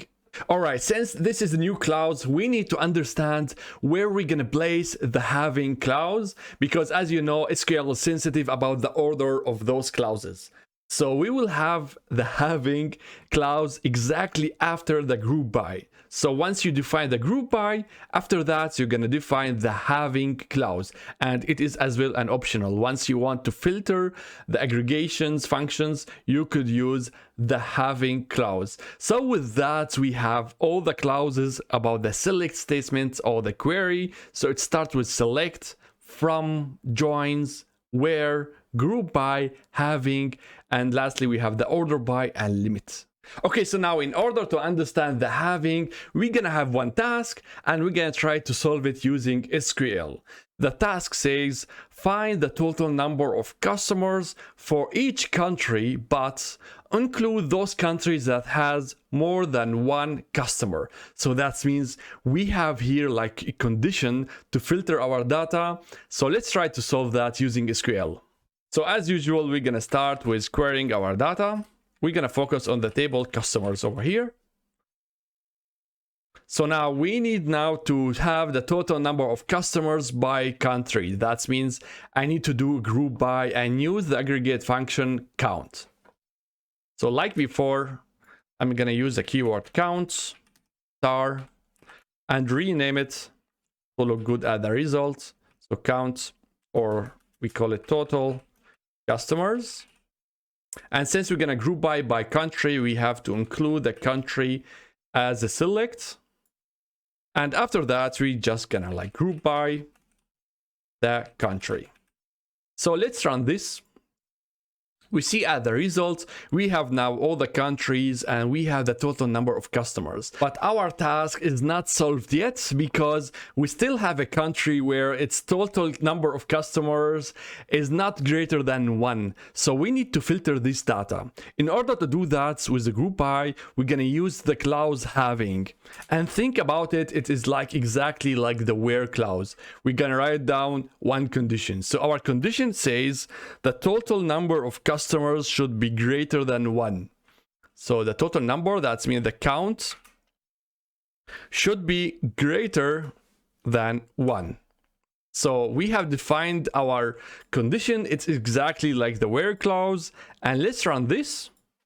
And as you can see, we don't have now the UK with the 1 customer. We have now all the customers aggregated by the country and only the country that has more than 1 customer in the result. With that, we filtered our data and we have exactly what we want. All right, so now you might be wondering and you want to ask me, Bara, why do we have such a clause called having in SQL? We could just go and use the where clause because there we could filter our data, we could define exactly the same condition, and we filter our data. Why SQL has one more function or clause that does exactly as where? So the answer for that is where you could use it only on the columns that exist in the database. For example, if I want to filter the country, or I want to filter the score or last name, so any columns that I have in the database, I could filter it with the where. But once I want to filter the data based on a column that doesn't exist in the database, for example, the count star or the max min, so any aggregated function that we are using in the query, and we want to build up like a filter on top of such a function, then we cannot use the where, we should use having. So having only works with the group by. Once we are doing aggregation, we could define here a filter on top of it, but the where clause works only on the columns that we have already exist in the database. So that means if I have these results and I want to filter the data where I don't want to see the country USA at the results, I should use the where clause. So let's do that. The where comes after the from, so where our column is country not equal to USA. So let's run this. And with that, you see, okay, we have filtered the data. We don't have the USA at the results. So if I want to filter the country, I need to use the where clause. If I want to filter the aggregate function or the group by, I have to use the having. Alright guys, so with that we have covered the having clause, and next we're gonna talk about the concept of subqueries in SQL, where we're gonna cover exist and in and learn the differences between them.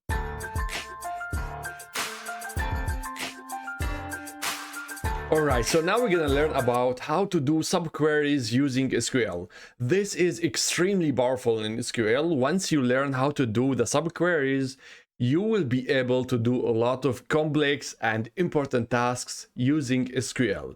So what is a subquery? It is like you have different queries that are nested to each other, that as you have one query embedded in the other query. So in the normal situations, in the previous tutorials, we had only one query, one statement that is querying our data, for example, the customers. But with the subqueries, you will have different queries that are depending to each other. For example, we have here query number 1 that asking the data from the table customers and then present the results. Then we will have another query number 2, that is depending on the results and making, let's say, another select statements. With that, we're gonna call the query number 1 as a subquery. So this will be the basis for the next query that we have. So with that, you could do really nested queries, not only 2, maybe 3, 4, and so on. So with that, you could do nested queries and not only one. All right, so now we're gonna learn how to do subqueries using SQL. And for that, we have 2 options. Either we're gonna use the operator in or exists. So now we're gonna focus on the operator in order to solve the following tasks. So the following task says, find all orders that are placed from customers with a score higher than 500, but using the customer ID. So let's try to solve that. So that means we're going to focus on both of the tables, orders and customers. And since at the end result, we should present all the orders, I'm going to start with that query first. So we're going to say select star from orders. So as you can see, we have now all the orders, but the task says it should contains only the customers that has higher than 500 as a score. So that means I need to find out which customer's ID over here has a score higher than 500. In order to do that, we need to check another table. So select star from customers. And now we need to put the filter that we need. So where score is higher than 500. So let's run this. You could like run this separately if you highlight it and then execute. So with that, we know that, okay, customer ID 2 and 3 are the customers with the score higher than 500. So I could go back to my original query and make this filter. So I'm going to say where customer ID, I would say in 2 and 3. So with that, with this filter, I'm saying, okay, those customers had the higher score than 500. So let's run only the order parts and check the results. Now I have the orders for those customers. And with that, I solve the query. And now comes the but. This is really bad to do because it has two problems. First of all, I went to another table. I found out those IDs manually. So it was like, we can do it with small table. But imagine if you have like big table with a lot of IDs, so you need to get them extra in the next query, and sometimes it is almost impossible. So with this small example, it is okay, but with big tables, this is impossible to do. Second problem is that once you are having changing data, for example, we are getting more customers, we are getting more orders. That means each time like I'm getting new data in my tables, I'm gonna go and check the query over here and like adjust our query. This is not dynamic, so this is really bad. So instead of that, we're gonna do small trick that's gonna solve everything and make our life easier with the sub queries. So instead of having those static numbers in the filter over here, I'm gonna remove them. And instead of that, I'm gonna say this query gonna be my subquery, and this over here gonna be my main query. So the results that I'm getting over here, let's check that again. So the results that I'm getting over here, it's gonna be like feeding the other query. So for that, what I need is really to have 2 and 3. I just need the customer ID, so I don't need all those columns. So instead of the star, I'm gonna say customer ID. Let's run this again. And as you can see, we have now 2 and 3.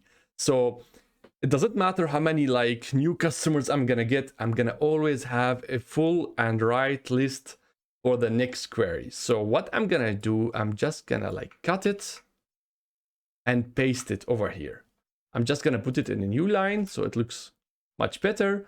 So with that, I embedded one query in the next one.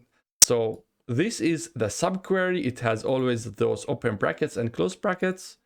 With that, I'm indicating for SQL, we have here a subquery and here we have the main query. So let's run this and check the results. So as you can see, I got exactly those orders from the customers whose score is higher than 500. And now we could have new orders, new customers. I don't have to deal with that. Always my query will solve my problem, and I don't have to add all those IDs in the in. Instead of that, we're gonna have it very dynamically and very powerful. So this is much better solution than having like static IDs inside the in statements, and we are very dynamically. If you like just go through that and do more nested queries and so on, you will be able to solve a lot of complex and important tasks using SQL. All right, so now we're gonna try to solve the same tasks using exists. Exists is a little bit different than in, like both of them you're gonna get the same result, but with exists, you're gonna get better performance if you're having like big tables. So if you're having big tables and you are suffering with performance from the in operator, you could start using the exist and to check whether you will have better performance. So we tend to use exist more than in if you are facing performance problems, but it is a little bit more complicated than the exist because there is no clear separations between the query 1 and query 2 or the subquery and main query. So let's see how we're gonna do that using exist. I'm gonna open a new tab.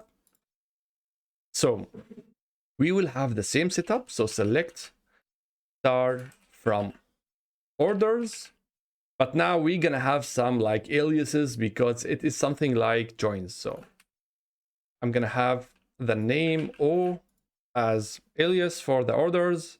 And now we're gonna type the filter. So where, then after that, we're gonna type exactly the exists statements.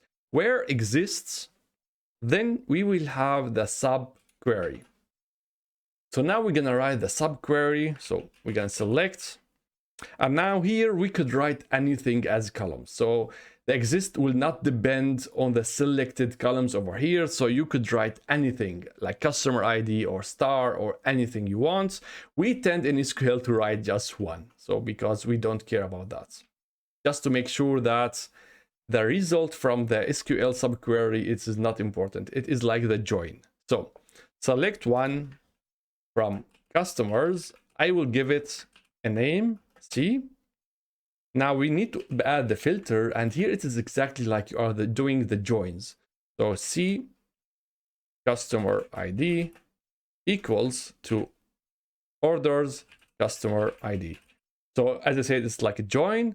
And after that, we have another filter on the customers, and is that we need the score to be higher than 500.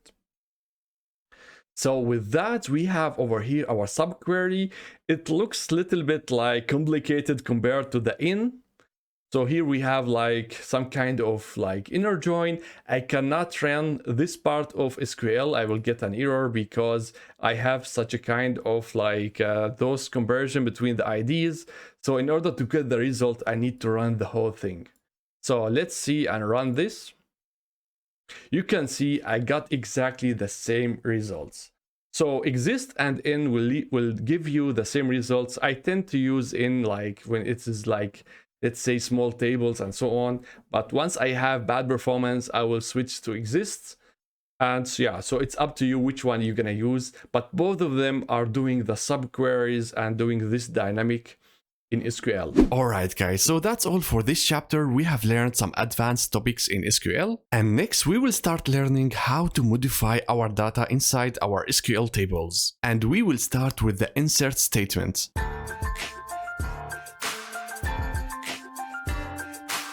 Alright, so far we have learned how to query, how to retrieve our data from the database without changing anything, without changing the content of the tables or changing the columns.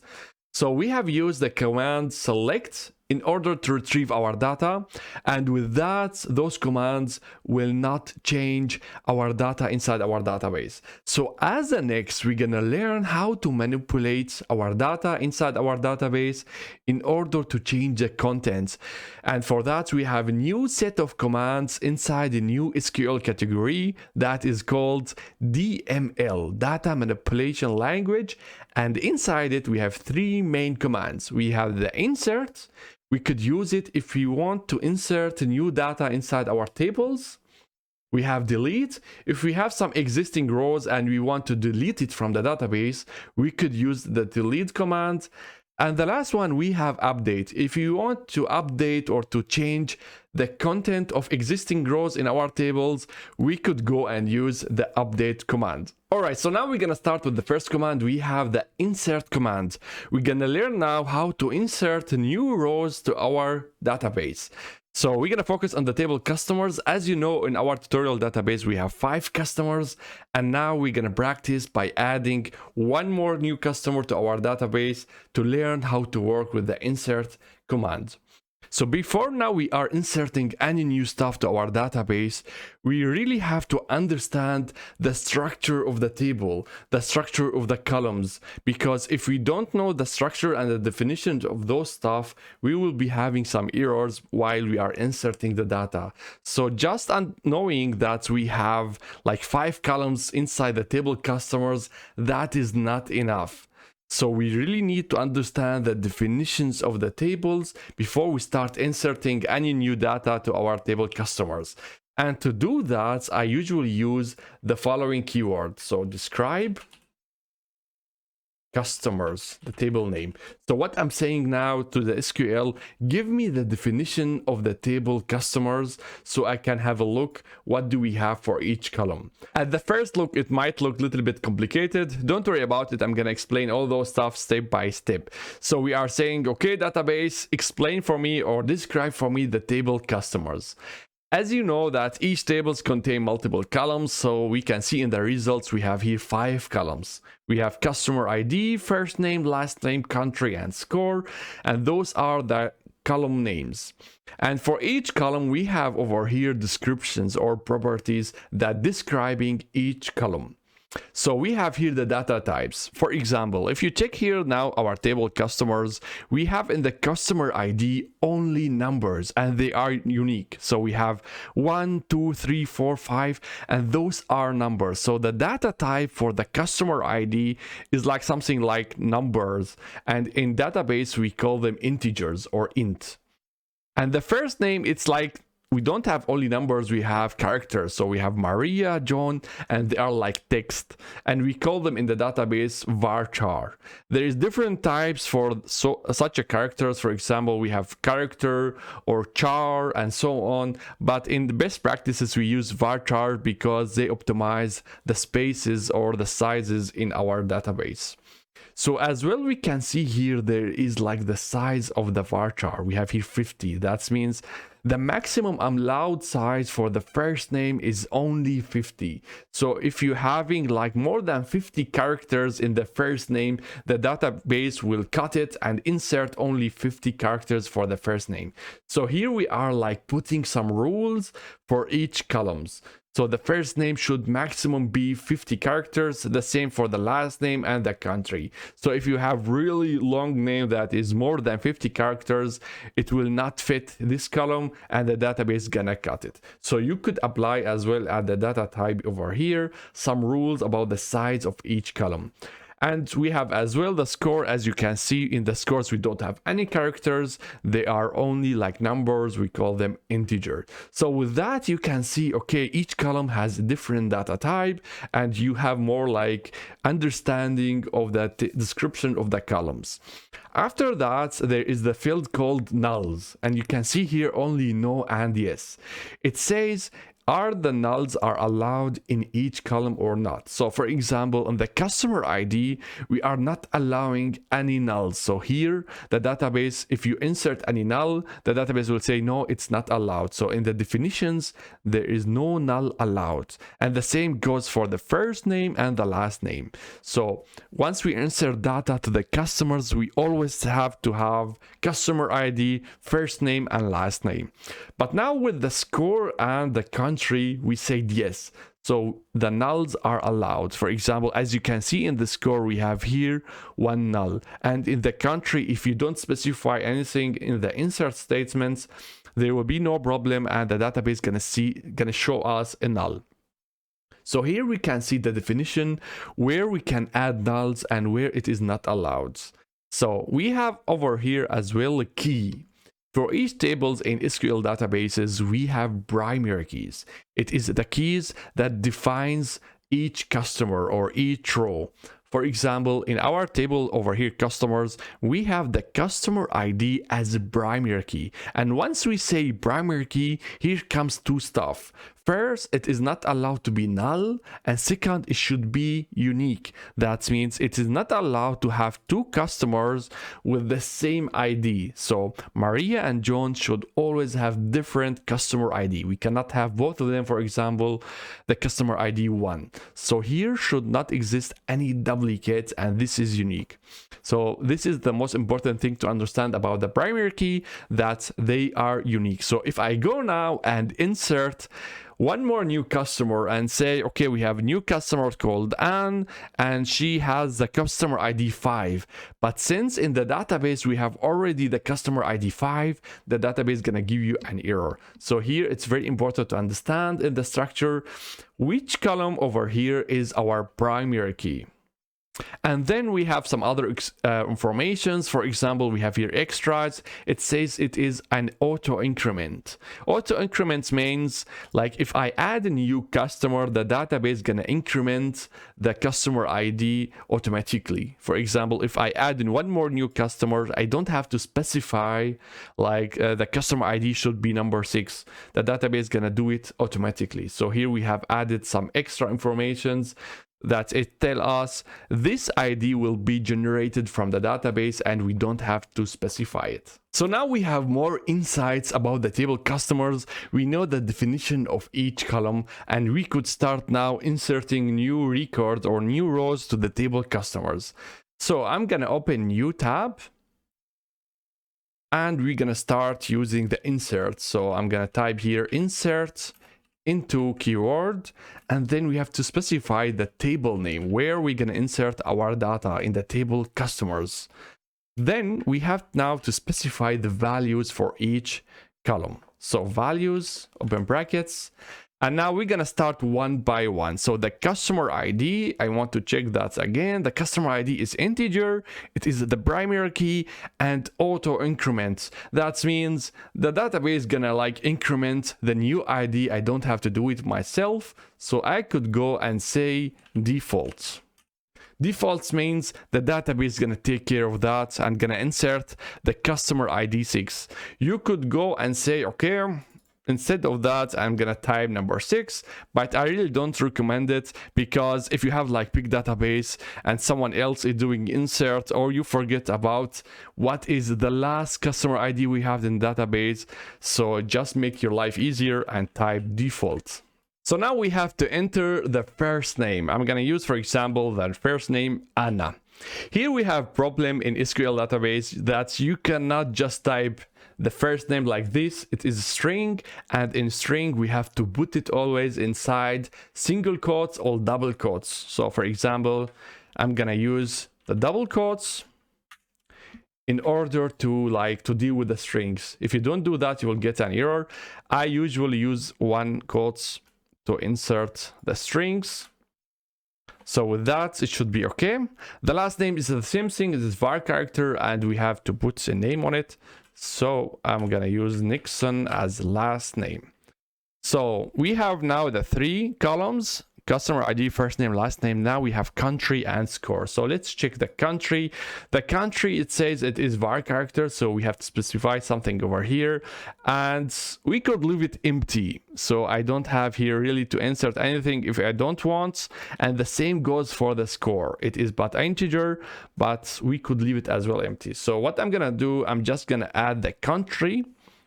So the country, it is var character, so it is string. I need to put it in single quotes. I'm gonna use the country UK. Okay, so now to the last column, we have the score. So let's check that in the description. So we have score, it is integer, so that means only numbers should be inside the score. It is nullable, so I could leave it empty, and it is not primary key, and so on.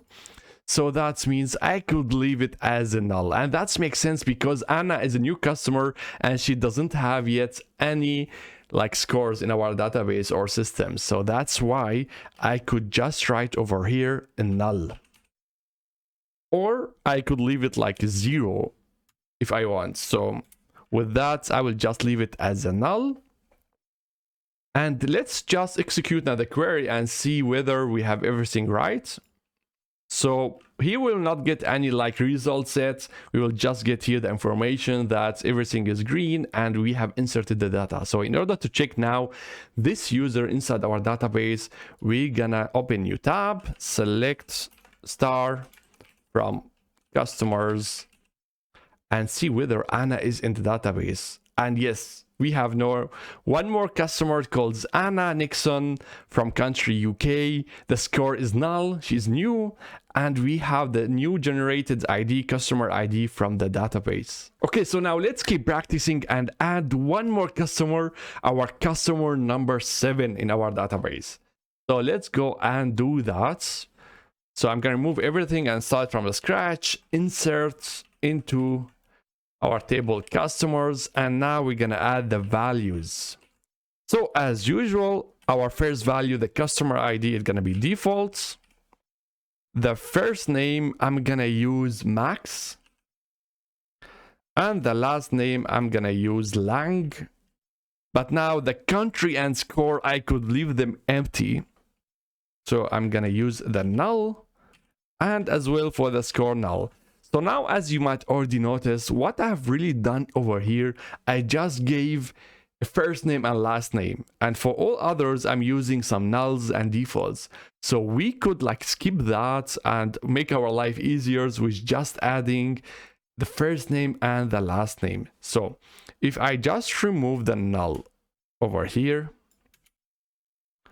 and the default and run the query, I will get an error because the database is not understanding what is Max. Is Max like the country? Is Max the first name, the last name, the Lang as well? Is it like the first name, last name? So we need to specify for the database what are those values to which column. So in order to do that, I'm gonna open here new brackets and say, okay, I'm gonna type the column name, first name, and the second one, we are using the last name.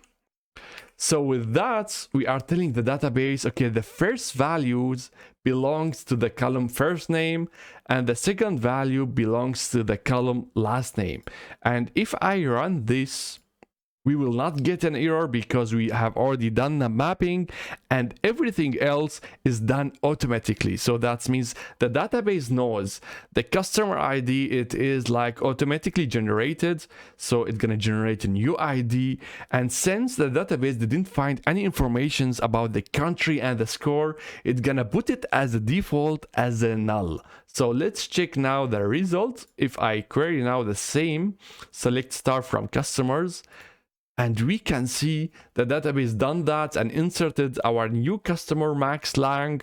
She understood that the country, or it understood that the country is a null and score is a null, and generated the ID of 7. So as you can see, it's more compact and I don't have to add all those nulls, because imagine if you have a big table with like 50 columns and you have a lot of nulls, the query gonna look really bad. So here I'm just inserting what I need and the rest gonna do the database for me if it is allowed. So for example, if the country should not be null, I have to insert here something about the country, but since we are allowing the nulls in the country and the score, we could just ignore it and leave it like this. Alright, so with that we have learned how to insert data in our SQL tables. Next we're gonna talk about the update statement.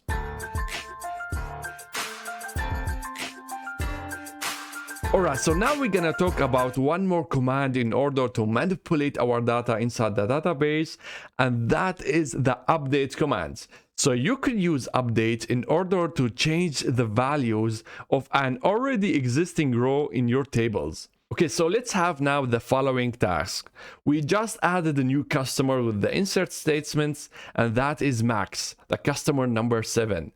And as you already noticed, this is the only customer that we don't have a country specified in the database. And the task is now just to add the country Germany to this record. So now we have to update the content of this customer by changing the null to Germany. So now we're gonna start with the keyword update. And now we have to specify the table name that should be changed. So we're gonna have the table name customers. And after that, to the new line, we're gonna have the keyword set. With that, we're gonna specify new values for the columns that should be changed. So we want to change the column country, and we have a new value. Instead of the null, we need to give the value Germany as a new value for that country. Now here you need to be really careful about that. If I execute this, don't do this. If I execute this command, what's gonna happen? The database is gonna go and updates all the values for all customers underneath the country to the new value Germany. Because if you read this, we are telling the database that update the table customers and set country to Germany without specifying any customer. That means if we run that, all the countries will be in the table as a Germany. So don't do that. Our task is only to change it for the new customer. So as you can here see, our customer max has an empty value at the country, and we only need to change it. So in order to do that, we're gonna filter, or we're gonna put like condition for the updates. And in order to do that, we're gonna use the primary key customer ID number 7. I don't recommend to use any other columns, like for example, the first name or the last name, because if you have a big table, the first name max may be presented in other customers. So maybe you have different customers with the same first name. And if you run the query on the first name, all customers with the first name max will have the country as Germany. So to make sure to update the right record, the right row, we're gonna use the primary key, the customer ID, in order to do that. So let's go back over here, and we're gonna write the where command exactly like the select, and we're gonna say we need to change the customer ID number 7.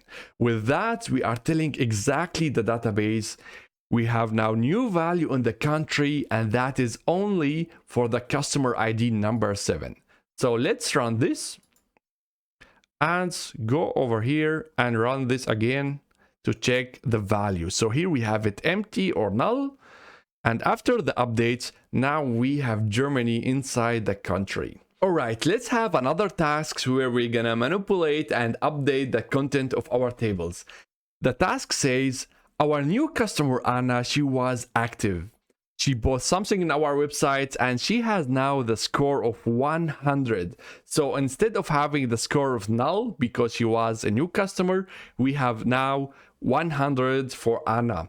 And not only that, we have entered by mistake the country UK instead of USA. So Anna comes from USA, and we have to update as well the country. So let's do that using the update command. Alright, so we're gonna check over here. So before we start like updating the values in the columns, let's go and make it sure that we have the right customer. So we are not updating different customer or updating the whole table. So let's make sure that we are selecting everything right in the where command. So Anna has the customer ID number 6. So instead of 7, we're gonna write here number 6. So now we are focusing on the right row. And now the country should be USA. So now we are giving a new value for Anna in the country field. And we want now to specify one more column to be changed. So in order to do that, we have the comma. I like to put it in a new line. And the score should be equal to 100. So with that, you are specifying like multiple columns in one update. And you can split them by the comma. So if I want to change one more column, I could do it all in one command. I don't have to have like different command for each column. I could put everything in one. So now what we are saying, update the table customers, where the customer ID is number 6, and the country should be equal to USA, and the score should be 100. So let's run this. And then go back to our select star from customers to check whether everything was okay. So I'm gonna refresh that, and you can see now Anna has the country USA, and the score is now 100. So it's pretty easy to manipulate the data using the update command. Alright everyone, so that's all for the update statement. And next we are going to learn the delete and truncate statements.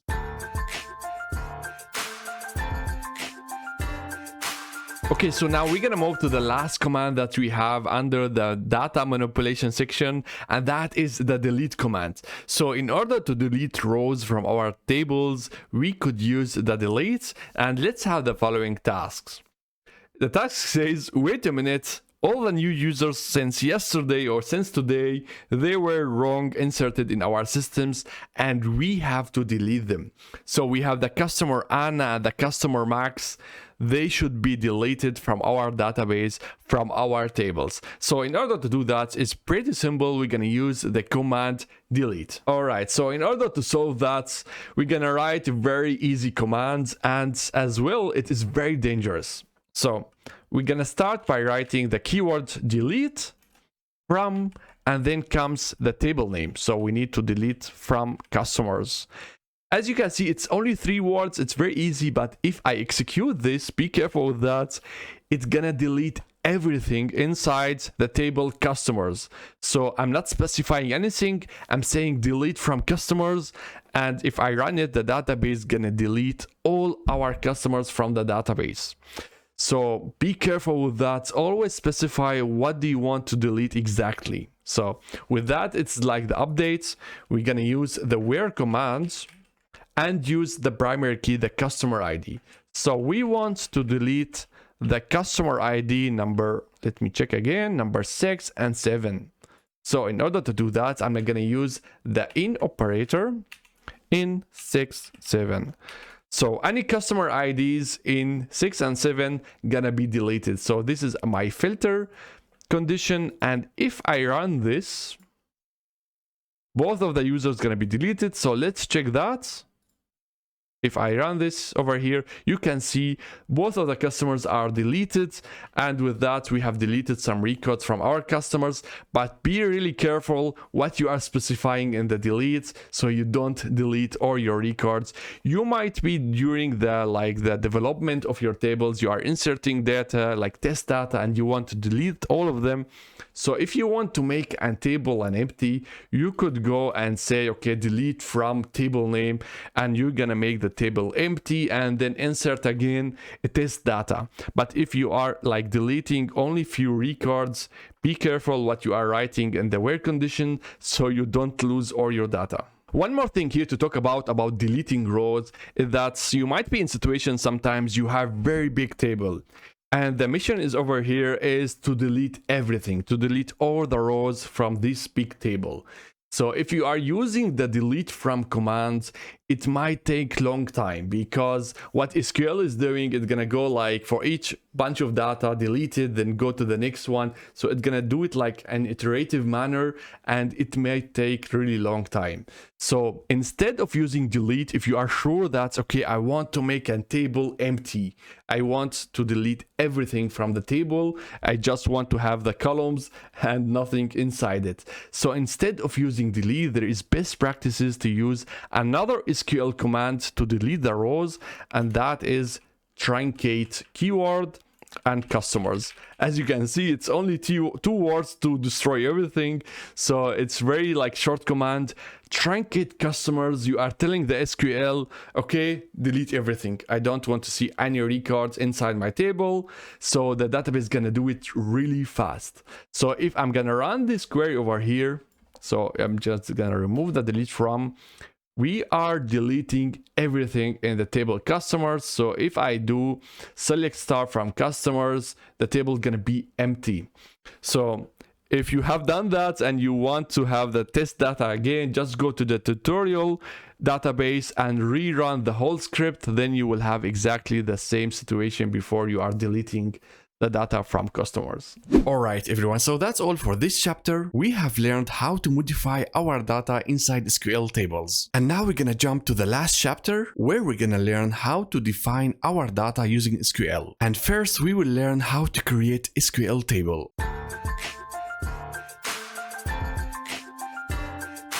Alright guys and girls, so far we have learned how to query our data using the select commands, and as well how to manipulate our data, the values inside our tables using insert, delete, update. As a next, we're gonna focus on a new group, and that is the Data Definition Language, DDL. It is about how to change the structure of our database, how to change the tables themselves. So we have here 3 commands: create, to create something new, like create a new table or create a new object. We have drop, to drop a table or delete a table. Alter, it is to change the structure of one table. Okay, so now we're gonna start talking about the first command. We have the create command. If you want to create something new in the database, new objects, for example, new table or new view, stored procedures, in the databases there is like different types of objects, not only tables. So you could go and use the command create. In our tutorials, we will be focusing on creating new table. So in order to create new tables, you have to define the structure of each column inside it. And in order to do that, we have to specify those 3 informations for each column. So each column should have a name. This could be anything, depends on your requirement that you have. So it must have a name. And after that, it must have a data type. And exactly only one data type. So you cannot specify multi data types for each column, exactly one. In MySQL, there is like big list of all available data types in MySQL. I'm gonna leave the link in the description so you could check that. The most famous ones are int, varchar, date, char, and so on. Those data types should be assigned for each column, and as well you could assign inside them the size of each column, the maximum allowed size, like it's a rule that you're gonna apply. If you leave it empty like this, only int, the data type is gonna get a default one from the SQL. So if you define, like in our last example, the varchar for the last name, varchar 50, that means the maximum allowed size for the last name is gonna be 50. Anything that can exceed the 50 characters, it's gonna be cut down and only allowed 50 characters inside the last name. So here you could specify the data type and as well the size of the data type. After that, you have like bunch of constraints that you can define on your database in order to have some data quality. For example, you have the constraint primary key. You say this column is a primary key, and immediately it's gonna be like unique and not allow any nulls inside it. And you could define for each column multiple constraints, not only one constraint. So you could say this is a primary key and not null and unique and so on. So you could define multiple ones. So we have as constraints in the database, primary key, not null, so you are not allowing the null values. Unique, that means the value inside it should not be like duplicated. And then we have default. Defaults means if we are inserting any data and we didn't specify value for this column, the database is going to use the default value that we have defined in that column. So those constraints, as I said, you could use like all of them if you want for each column. So it's really depend on the requirements and on the data quality requirements as well. But the data types should be only one, and for each column we have only one name for it. All right, so now let's learn how to create a new tables using SQL, and we have the following tasks. Create a new table called persons, and inside it we're gonna have 4 columns: ID, person name, birth dates, and a phone. As you know, in our tutorial database we have only 3 tables. So if you check here the left side, we have the customers, employees, and orders. And now we're gonna add one more table called persons. So let's do that. All right, so now let's start creating our table. We're gonna start with the commands create table, and after that we need to specify now the table name.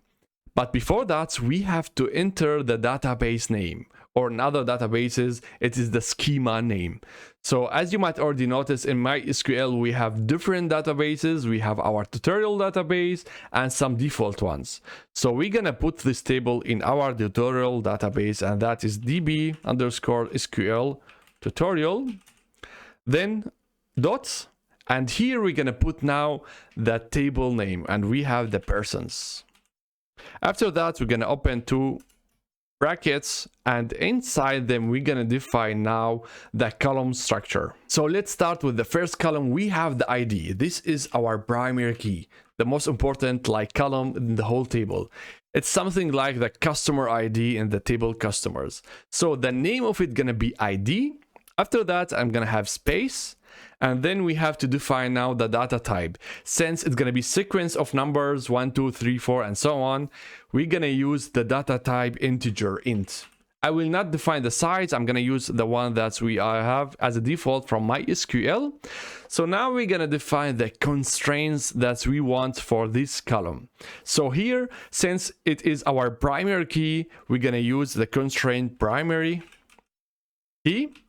We don't have here to specify not null, because as a default, if you are saying this is primary key, you will get inside it two things. First, it's gonna be unique, and as well not null. So it is two constraints in one, the primary key. So after that, I don't want to generate those IDs by myself manually by doing the inserts. I want that the database take care of that. So to do that, we're gonna define it as auto increments. So with that, if you are using default or you are not specifying anything in the insert statements, the ID gonna be generated automatically from the database. So with that, I have the column name, I have the data type, and I have two constraints. So now we're gonna jump to the next column. We have the person name. So I'm gonna add comma and a new line for that. So here we're gonna have the person name as a column name. Space. After that, we need to define the data type. So since it's gonna include some characters and so on, I'm gonna use the var char and define as a size 50. So more than 50, the data gonna be cutted and inserted in the database. So this is my rule. As well, I want that each person has a name, so we don't want to have some nulls. So now we can define the constraints. So this should not be a null. So that's it. I don't want to have some unique constraint and so on. So we allow that we have two persons with the same names, but they will have different IDs. So that's enough for this column. We're gonna jump to the next one. We're gonna add the birthday.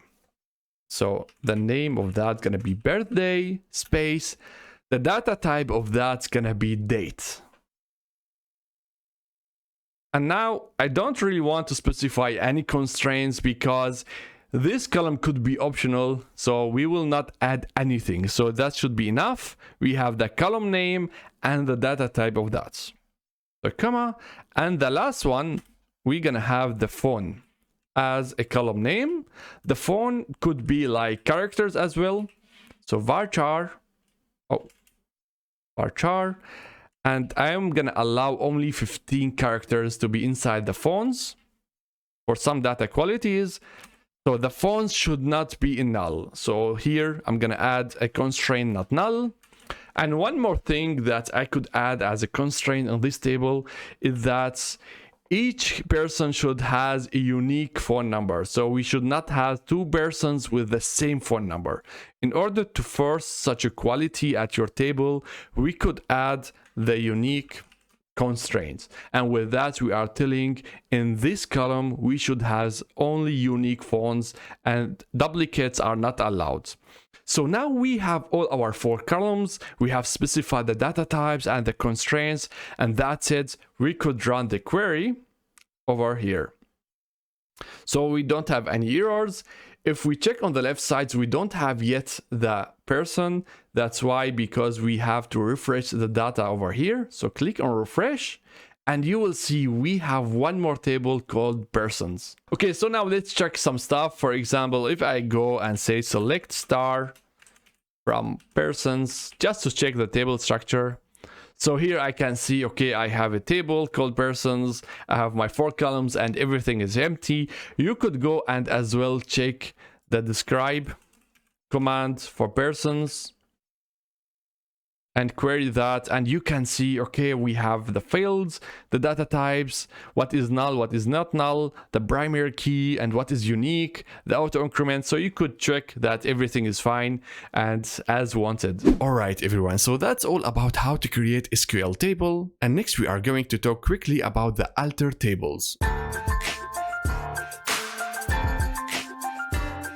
Okay, so now let's move to the next command. We have alter table, and that you could use it in order to change the definition of a table. So let's say, okay, we need to add one more column to our new table persons, and that is the emails.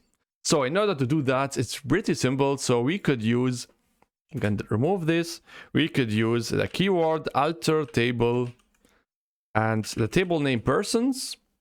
And after that, we're gonna add the keyword add. Now we are adding a new column. It's like in the create table. So we need the column name, and that is email. Then after that, we need to define the data type. It's gonna be varchar 15 as well as rule. And here as well, we need to add some constraints. If you want for some data quality, you say, okay, this is not null. So with that, I'm changing now the already existing table that's called persons, and I'm adding now a new column. So let's run this. And let's check again our table, refresh. Let's select the table persons and see the results. And as you can see at the ends, we have a new column, and always SQL gonna add the new columns at the ends. So if I check this as well, describe persons, just to make sure that everything is fine, we can see here we have one more column that's called emails, var character 15, and this should not be in null. Alright, so that's all about how to alter a table, and now we are going to learn how to drop a table. It's really easy. Alright, so now let's jump to the last command that we have in order to change the structure of our database, and that is a drop command. If you want to delete a table, so you say, okay, this table is completely wrong, I don't want it at my database, you could go and drop the table, and that's pretty easy. You could do it like this. So let's say we want to drop the new table that we have that's called persons. So we use the keyword drop table, and just write down here that table name, and that's it. So once you execute that, the table persons will not exist at your database. So I'm gonna delete it, and as you can see on the left side, you will not have the table persons. So it's really simple. Alright guys, so that's all for the last chapter, and not only that, that's all for this SQL course. Hey, I'm really proud of you that you made it until the end, and I hope that you enjoyed the journey. If this video helped you to start with SQL, I really appreciate it if you support me by liking and sharing the content. And in the next SQL course, you will learn more advanced SQL topics, especially if you are planning to be a data science or a data analyst. We're gonna cover topics like the window functions, which is very important for analytics, like ranking and aggregate functions. Then we're gonna do deep dive into subqueries in SQL, and after that we're gonna learn about the common table expression, CTE. And then we have another chapter where we're gonna talk about the set operations like union, intersect, and except. And at the end we're gonna cover the most important date and time functions in SQL. And now if you enjoyed this course and you want to support my content, then you can go and support, like, and comment. This really helps with the YouTube algorithm. And of course, if you have any questions or topics that you want me to cover in the future, or you want to give me a feedback, leave a comment down below. Well, nothing left to say. Thank you so much for watching, and I will see you in the next tutorial. Bye.